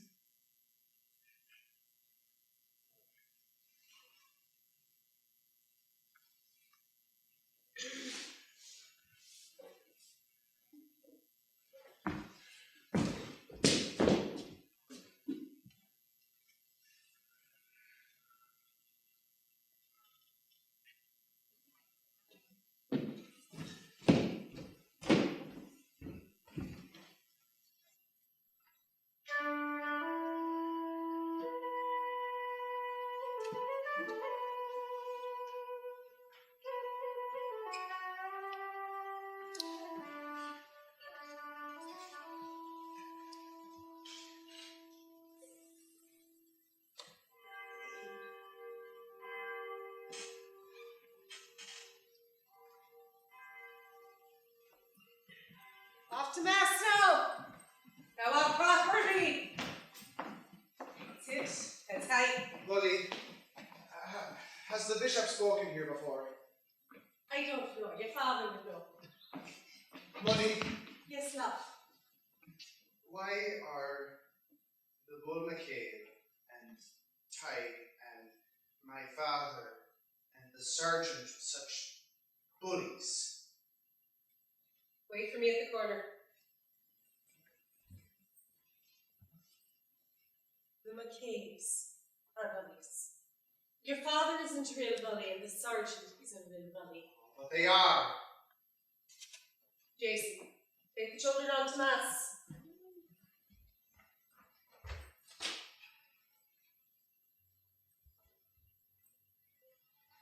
Do you remember the day of the big hurling match, when the Blesup brothers nearly beat that man to death?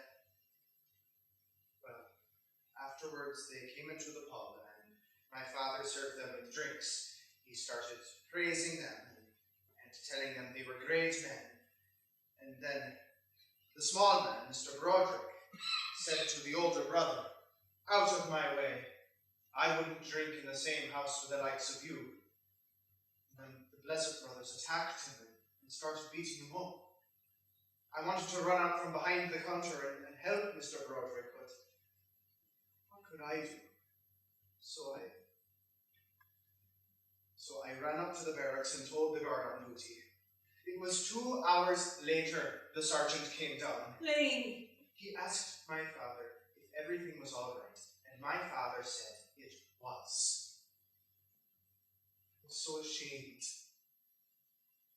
Later on, the guard on duty came down, and himself and my father were saying that Mr. Broderick was an awkward man and that he'd look out for him in the future. It's time to go to mass, stop. I was thinking of going back up to the barracks again and telling the sergeant about the bull. No.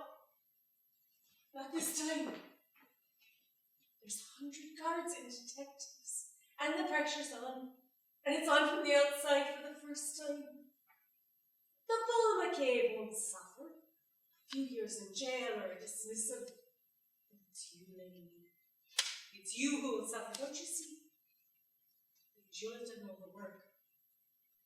And you'll be a freak forevermore, different from the rest of us. But I want to be different from them, Muddy. Do you love me, Mamie?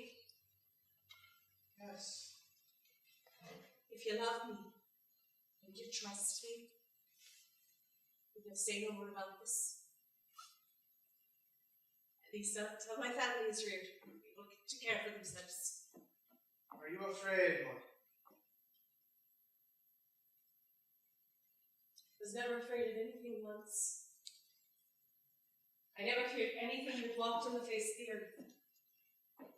Until my first child was born. A child makes a prisoner of a woman, Amy. But Amy, you're a lovely jailer. Come to us. God, we're a pity.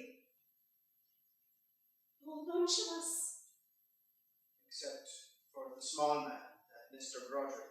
And he's gone to England. He was no pity. He was a brave man. Promise me on your word of honor.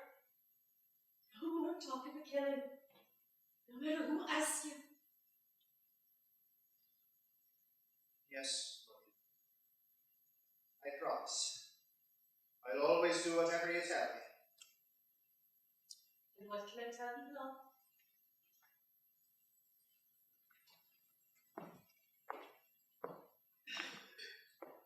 Do not be afraid of those who kill the body but cannot kill the soul. But rather be afraid of him who is able to destroy both body and soul in hell. In the name of the Father, and the Son, and the Holy Ghost. Amen. Dearly beloved brethren, these are the words of Christ himself. He was speaking about truth. How many of you would deny Christ? How many of you, like Peter, would stand up and say, I know not the man? But you can lie without saying a word. You can lie without opening your lips. You can lie by silence. 5 weeks ago in this parish, a man was murdered. He was brutally beaten to death. For 5 weeks, the police have investigated, and not one single person has come forward to assist them. Everywhere they turned, they were met by silence, a silence of the most frightful and diabolical kind, the silence of the lie. In God's name, I beg you, I implore you, if any of you know anything, to come forward and to speak without fear. This is a parish in which you understand hunger, but there are many hungers. There is a hunger for good, a natural hunger. There is the hunger of the flesh, a natural, understandable hunger. There is a hunger for home, for love, for children, these things are good. They're good because they are necessary. But there is also the hunger for land. And in this parish, you, your fathers before you, knew what it was to starve because you did not own your own land. That has increased. This unappeasable hunger for land. But how far are you prepared to go to satisfy this hunger? Are you prepared to go to the point of robbery? Are you prepared to go to the point of murder? Are you prepared to kill for land? Was this man killed for land? Did he give his life's blood for a field? If so, that field will hold a field of blood. And it will be paid for in 30 pieces of silver, the price of Christ's betrayal, and you, by your silence, will share in that betrayal. Among you, there is a murderer. You may even know his name. You may even have seen him commit this terrible crime. Through your silence, you share his guilt. Your innocent children will grow up under the shadow of this terrible crime. And you will carry this guilt with you until you face your Maker at the moment of judgment. If you are afraid to go to the polis, then come to your priests, or come to me. And if there is one man among you, one man made after Christ's likeness, he will stand up and say, there he is, there is the murderer. And that man will have acknowledged Christ before men, and Christ will acknowledge him before his Father in heaven. But if you, by your silence, deny Christ before men, he will disown you in heaven. I, as his representative, will have a solemn duty to perform. I will place this parish under interdict, and there will be a silence more terrible than the first. The church bell will be silent. The mass bell will not be heard. The voice of the confessional will be stilled. And in your last moment will be the most dreadful silence of all. For you will go to face your Maker without the last sacrament on your lips. And all because of your silence now. In God's name, I beg of you to speak before it's too late.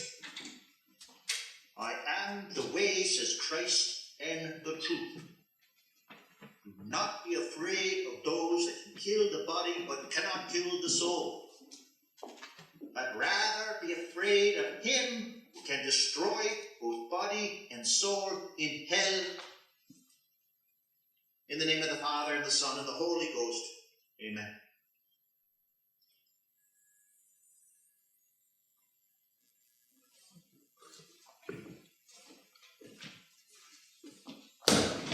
£3.10, £3.20, £3.40, £350.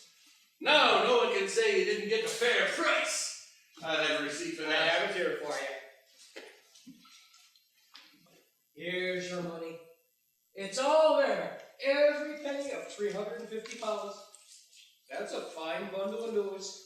Honest got and honest given. And now, Mick Flanagan, a drink from the house. A drop of whiskey for me. A jigger of rum. Welcome yard, whatever you like. It isn't every day that this class of money makes an appearance. Tis a high pile of money. You're blessed with luck in the decent man you met, Mrs. Butler. I have the money taken now, there's no more to be said. Oh, 'tis a fair exchange, considering. Oh, so you say. There's many that think £800 would have been fairer. Oh, jealous gossip from nosy neighbours who couldn't come up with the price of a sit-down lavatory, not to mind the feel. No, they're great words for talk. But when it comes to cash, forking out the cash, where are they? Oh, I'm the man with the money. Honest God and fair given. And I'm not ashamed to say it was the last penny we possessed. Oh, 'twas every halfpenny we owned, and we had to flog 5 heifers to put it together. Oh, I was lonesome after that little yellow heifer. Oh, she was a beauty. She was a queen, boy. The step of this one was like a drop in leaf. Oh, the other 4 were real ladies too. They were shapely cattle, by God they were. And we had to borrow from the bank. We're paupers.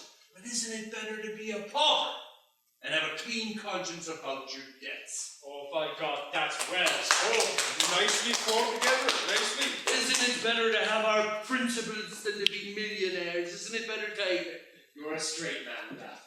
None straighter. Well, if a man isn't straight, he might as well be dead. I admire a straight man. I begrudge no man his property, but a lot of the hanging thieves begrudge me. Just all jealousy. Jealousy and spite. Here's to the health of all here. Good luck, good luck.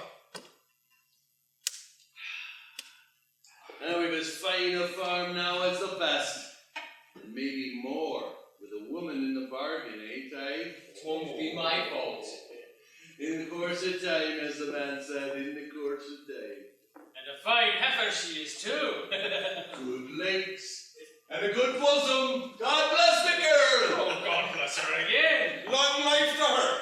She's a good milker. For a fact. Oh, a mighty milker. With 9 acres. Nine. Knows her bamba and her pig. Strong too, and not bad looking when you get used to her. She's all that. God bless her. Oh, Father Murphy. Mrs. Butler, from here out, we'll give you a lift of mats on Sunday. 'Tis too long a walk for an old woman. Ah, there's a big heart in there. An outsized heart that's too big for this world, but God don't miss nothing. And it's wrote down in heaven in red letters like blood. Well spoke, Bard, well spoke. Is the names of his friends there? Wrote down there is the names of all the faithful. That's a kindly thing to say, Bert. Father Murphy, is it against the rules of the church, could I offer you a drop of something? Or are the clergy not allowed to sup in the post? Oh, no, thank you, Mr. McCabe. But I will have a bottle of orange if the sergeant here will join me. I'll have an orange. Welcome yours, whatever you like. Good morning, Father. Good morning, Mrs. Flanagan. Not a bad day outside, Father. Nice and fresh, but a bit chilly. There's a good share of sun now, consider. There's good growth. There's amazing growth for the time of year. I see buds on every bush on the way in. Buds, imagine, so early. Make for a good supper. The meadows will be early. Early buds, early meadows. How are you for hay, Dandy? I'll pull through, Paul. Have a share of turnips yet? Better come to the point. This morning, Sergeant Lady and I are making house-to-house calls. Our job is not a pleasant one, but alas, it is a necessary one. Sounds like a collection. It's a collection, all right. But this time we're collecting information. And I hope you'll be more generous with it than you are with your money.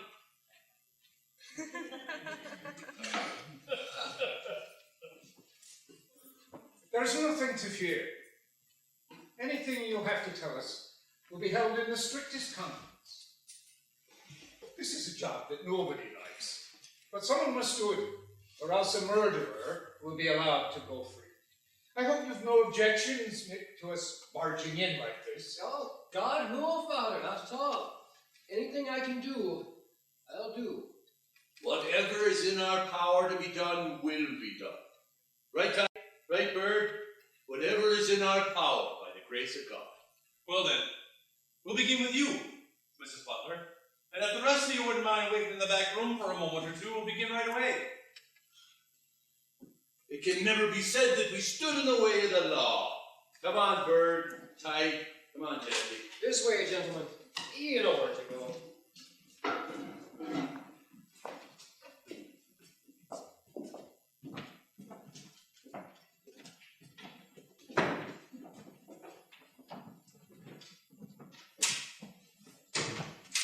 Now, Mrs. Butler, this is neither official nor formal.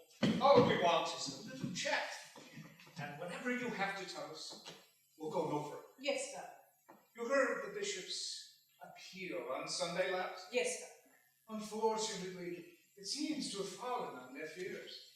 Now, the sergeant here assures me that even the slightest bit of information might easily break the case.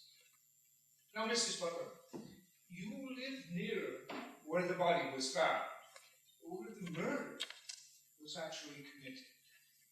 Did you see or hear anything on the night? Anything at all, Mrs. Butler? Did you hear or see anything? It doesn't matter what. Even the slightest thing might help the sergeant here. 'Tis me that needs the help, God help me. You met the man, didn't you? On the morning of the day he was killed. Oh, he was in here all right that morning. He was a nice man, a bit strong-willed. Oh, most men are. Did anything take place that day? Was anything said? There was. I have it forgotten by now. I have no memory. It was often on a Saturday when I drew my pension, even though I'd want the money. Had the dead man an argument with a bull McCabe? If he did, I don't remember. I hate fighting or noise. Mrs. Butler, if you know anything, don't be afraid to tell us. Nothing will happen to you. I'm a poor widow woman living on the side of the road with no one to look after me. Oh, we understand perfectly, Mrs. Butler. But place yourself in God's hands, and you need have no fear. If you are afraid of anyone, the sergeant here will caution that person, and you can be assured of peace and privacy. Go to the person and I'll tell him that if he so much as looks at you sideways, it'll be as much as his No, life is worth. you mustn't, you can't. So there is a person, someone you fear. Who is it, Mrs. Butler? It is your duty to tell us. I'm an old woman living alone, and I do be worrying nights. I have no one with me. We all have to worry nights, no matter who we are. I don't live in the barracks with guards in every room. I'm an old woman living alone, drawing her pension, and just wants to be left alone. I never did harm to no one. I just want to be left alone. Very well, Mrs. Butler. You can go now. God bless you, Father. Pray for me.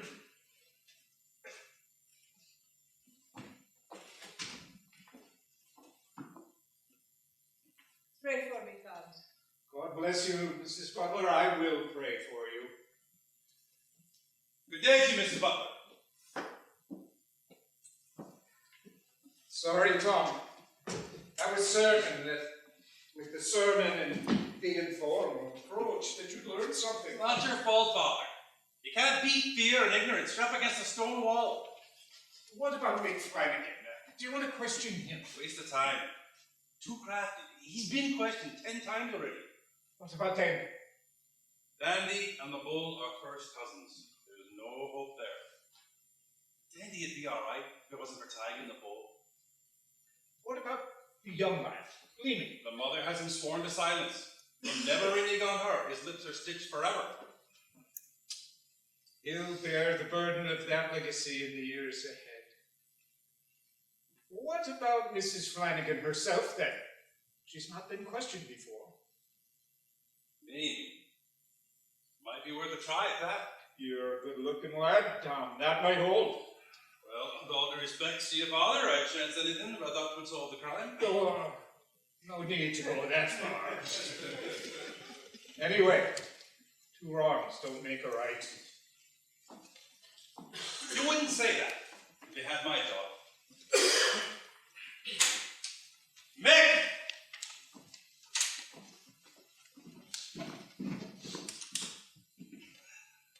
If you have no objections, you'd like to speak with your wife. I've no objection if she hasn't. I'll call her. Mamie, you're wanted. I'll be down in a minute.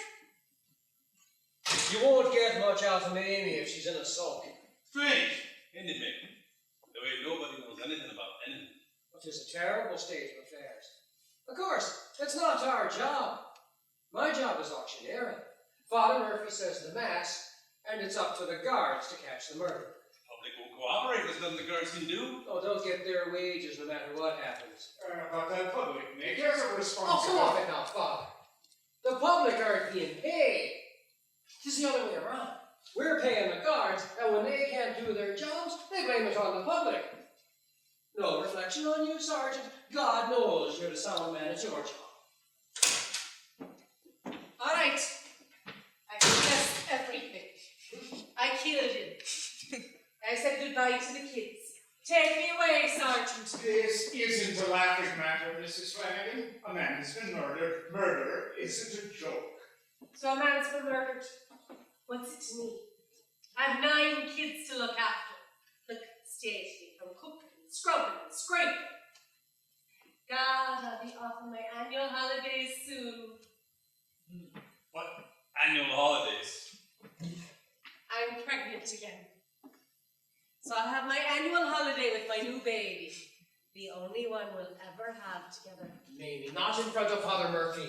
It's your fault, goddammit. Oh, look at him.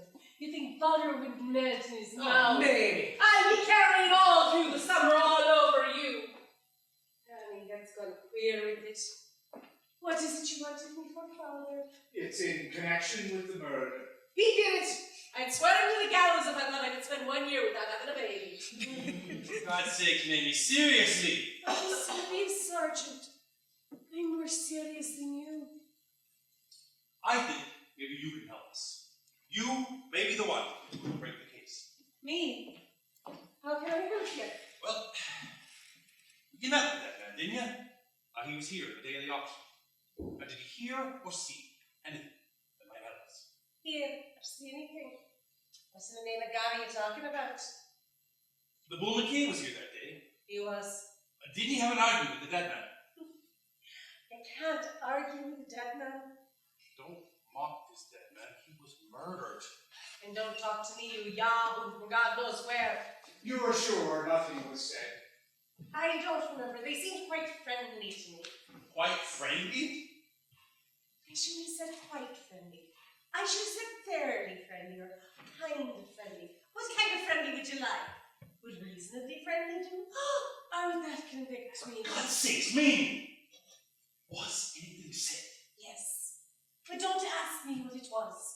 A woman has a head like a sieve, and a woman expecting for the 10th time ought to have her head examined. I don't know how well they won't murder me.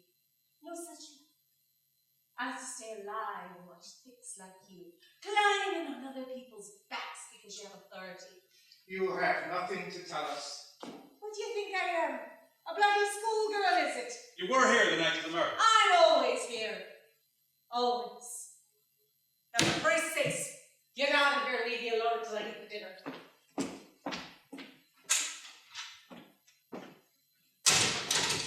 She's in the sulks today. Gives me the pay for it now for the next 7 or 8 months. A pregnant woman is like a bloody volcano. You told the investigator that the bull McCabe and his son were here that night. And so they were. Are you sure of that? It's almighty. Didn't I say it already 4 times to 4 different detectives with notebooks?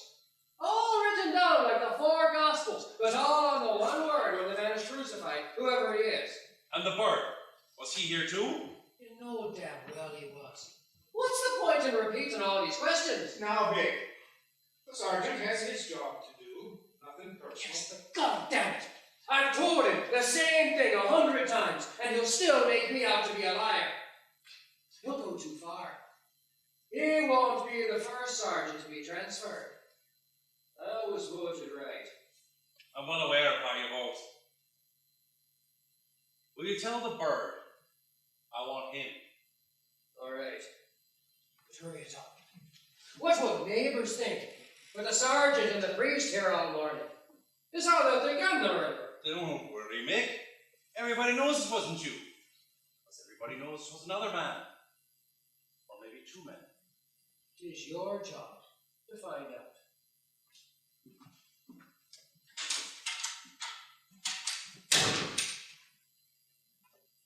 I won't be transferred. Twould be too much to expect. More questions? You don't have to answer. I'll answer. I'll cooperate. If it's one thing about the bird, it's cooperation. None of us can get along without it. The world, if there was more cooperation, the world would be an easier place. Am I right, Father? The sergeant wants to talk to you. You can depend on the bird. Now, what can I do for you, Sergeant? The night of the murder. Ah, yes. You say you were here at the time with Abu McCabe and his son, in their company. That is correct. Exactly what was spoken. Dead right there for a start, and a big change from the plain clothes. As far as I remember, Bird, the bull was never a friend of yours. How come then that you spent the night drinking together? I'll forgive any man, Sergeant. Any man.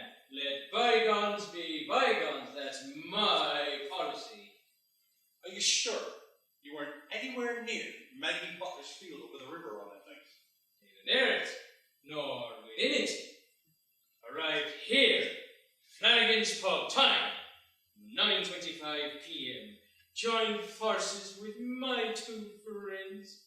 Remained on the premises with my associates till 2:45 a.m. Arrived home at 3 a.m. sharp. Made fried sausages, 1 1/2 pound. Made 1 ring of pudding white.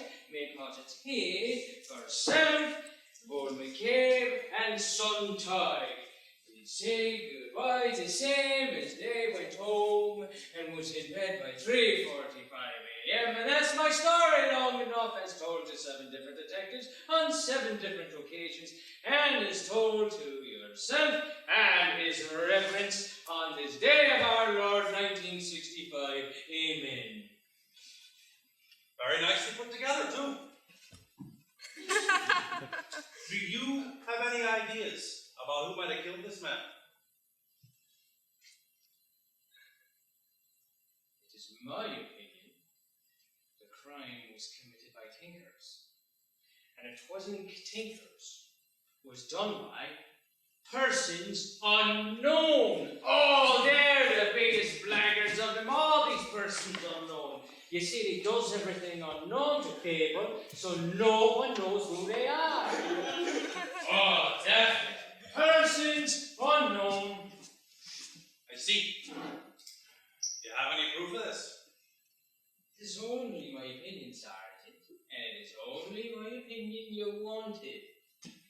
Opinions is not evidence, Father.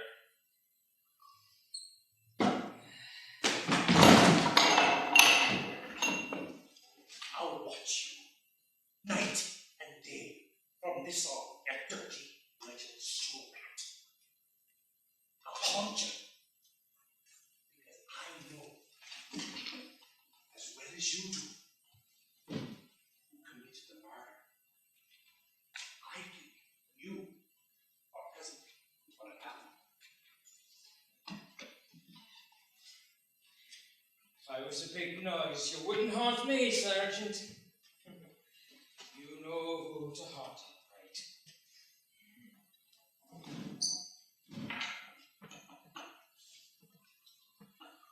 It is my opinion, Bert, that you witnessed this murder, and that your silence was bought for a few pounds.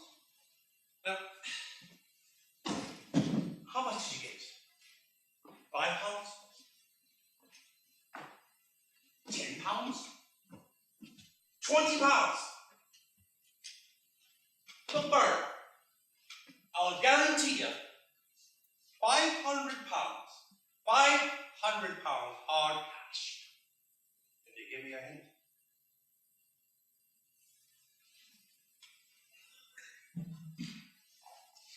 No one will know where the information came from.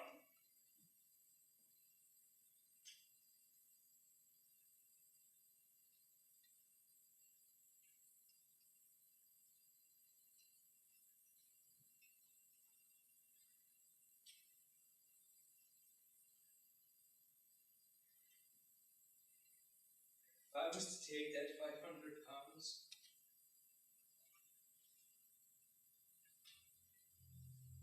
You'd have a second murder to solve. And you'd be no closer than you are to solving this one.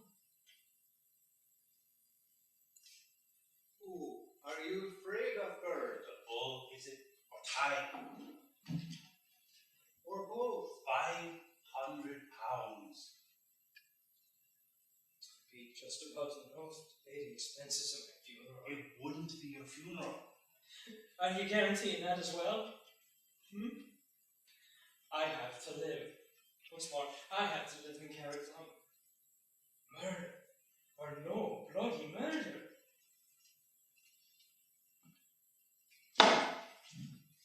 Bird! Let him go.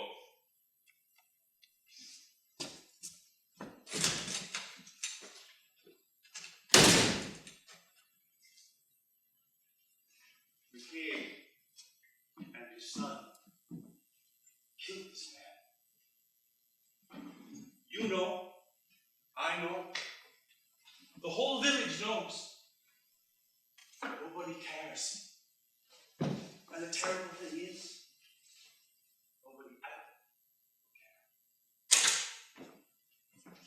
How long you gonna keep us stuck back here like prisoners of war? We're sorry, Mr. McCabe. The rotation was accidental. Oh, that's all right, Father. We understand. Bull. Bull! Will you answer me one question? If I'm able. Which of you killed him? Now I'm damn downright glad you asked me that, because I have a fair idea.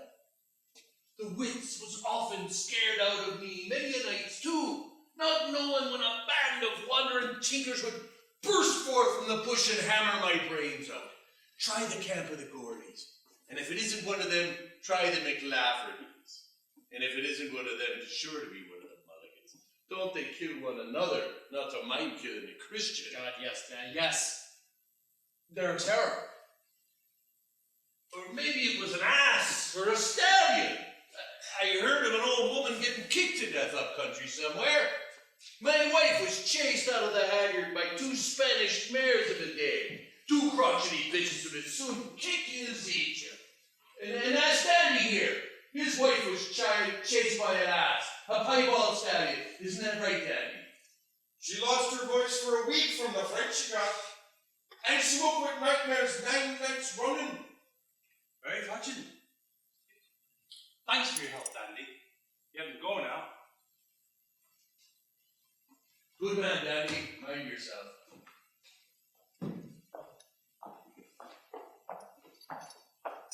And do you know another thing? And this might be the answer. Ask the ordinary man, and that's where's the answer to this. What took him down there at that time of night, eh? Tyke, what would take you down there? A woman is the only thing that would carry me. And a woman it was, believe me! Isn't all the murders over women? 'Twas surely a woman. You think so?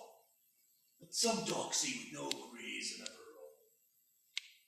What brought him to the village without his wife, eh?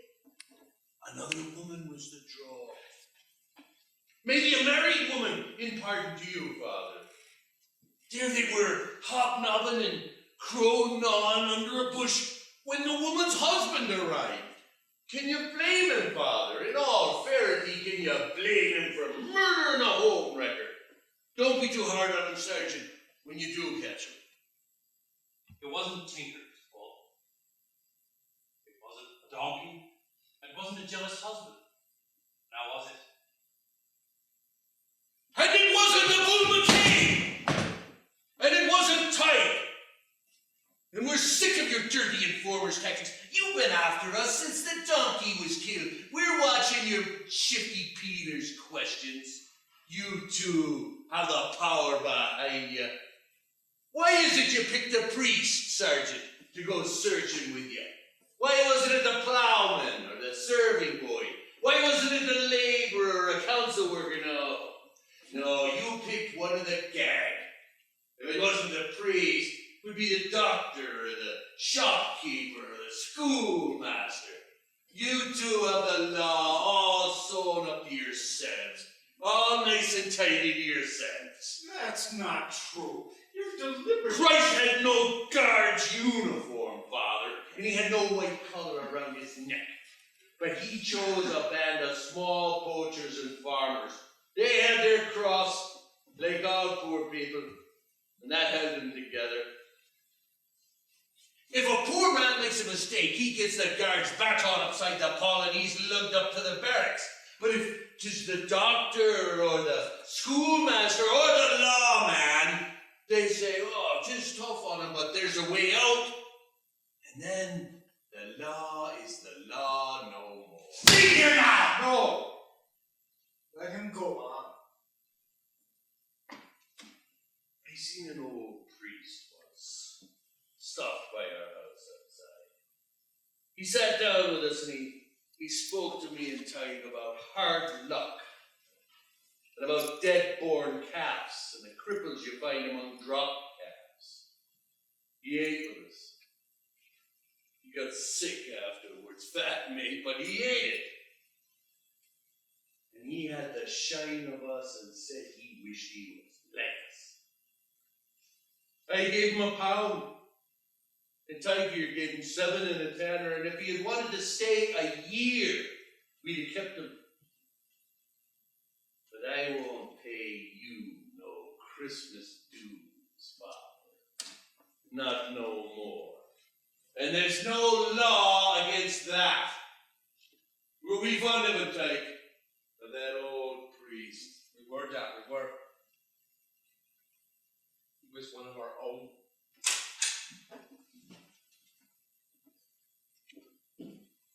I'll have to ask you to go now, Father. What will the village think if you don't leave? We have a family to think of. You're a cleverer man than I took you for, Bull. Well, the likes of us that are ignorant has to be clever. Did you see the dead man's widow at the funeral home? I saw her. Wasn't Tig me the first to sympathize? We can't beat the public, Tom. What the public wants. But they never really get what they want. Oh, don't we now? You're wrong there, Father. You have your collar. The sergeant is uniform. I have my fields. And Tig, remember this. There's 2 laws. There's a law for them that's doctors and lawmen and schoolmasters. There's a law for the people with the law behind them. But there's no law for us. And that don't change. And it never will. Do you ever think of God? Any of you? Well, he's the man I says my prayers to. And I argues with him sometimes. About what? About the same thing as you. Because I'm the same kind of creature as you. Sergeant asked you if you spoke with the widow. And you said you did. Did you feel pity for her? Well, I'm like you, Father. I can't support her because I'm already married. And you'll hardly throw off the collar and marry her. No, when you're going to be a canon somewhere, the sergeant here's got a wallet full of notes, and is going to be a superintendent. Tig's children will be milking cows and keeping donkeys from our ditches. That's what we have to think about. And if there's no grass, that's the end of me and mine. God will ask you questions about this murder one day. Oh, and I'll ask God questions, Father. There's an awful lot of questions I'd like to ask God. Like, why does God put so much misfortune in the world? Why did God make me one way? You. Let's go, Father, before I throw up. You'll face the dead man's widow one day, McCabe. Not here, but in another place. Indeed I won't, Father. Because she'll have her own facing to do, with another man by her side.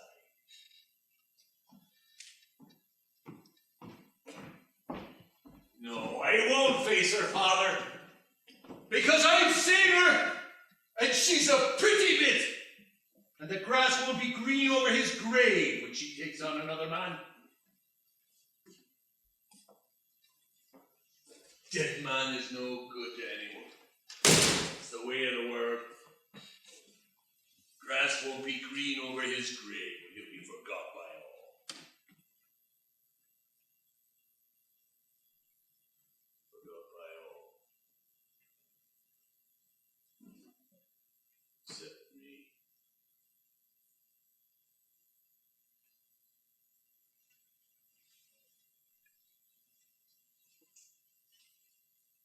Here's your other 20. Come on, take.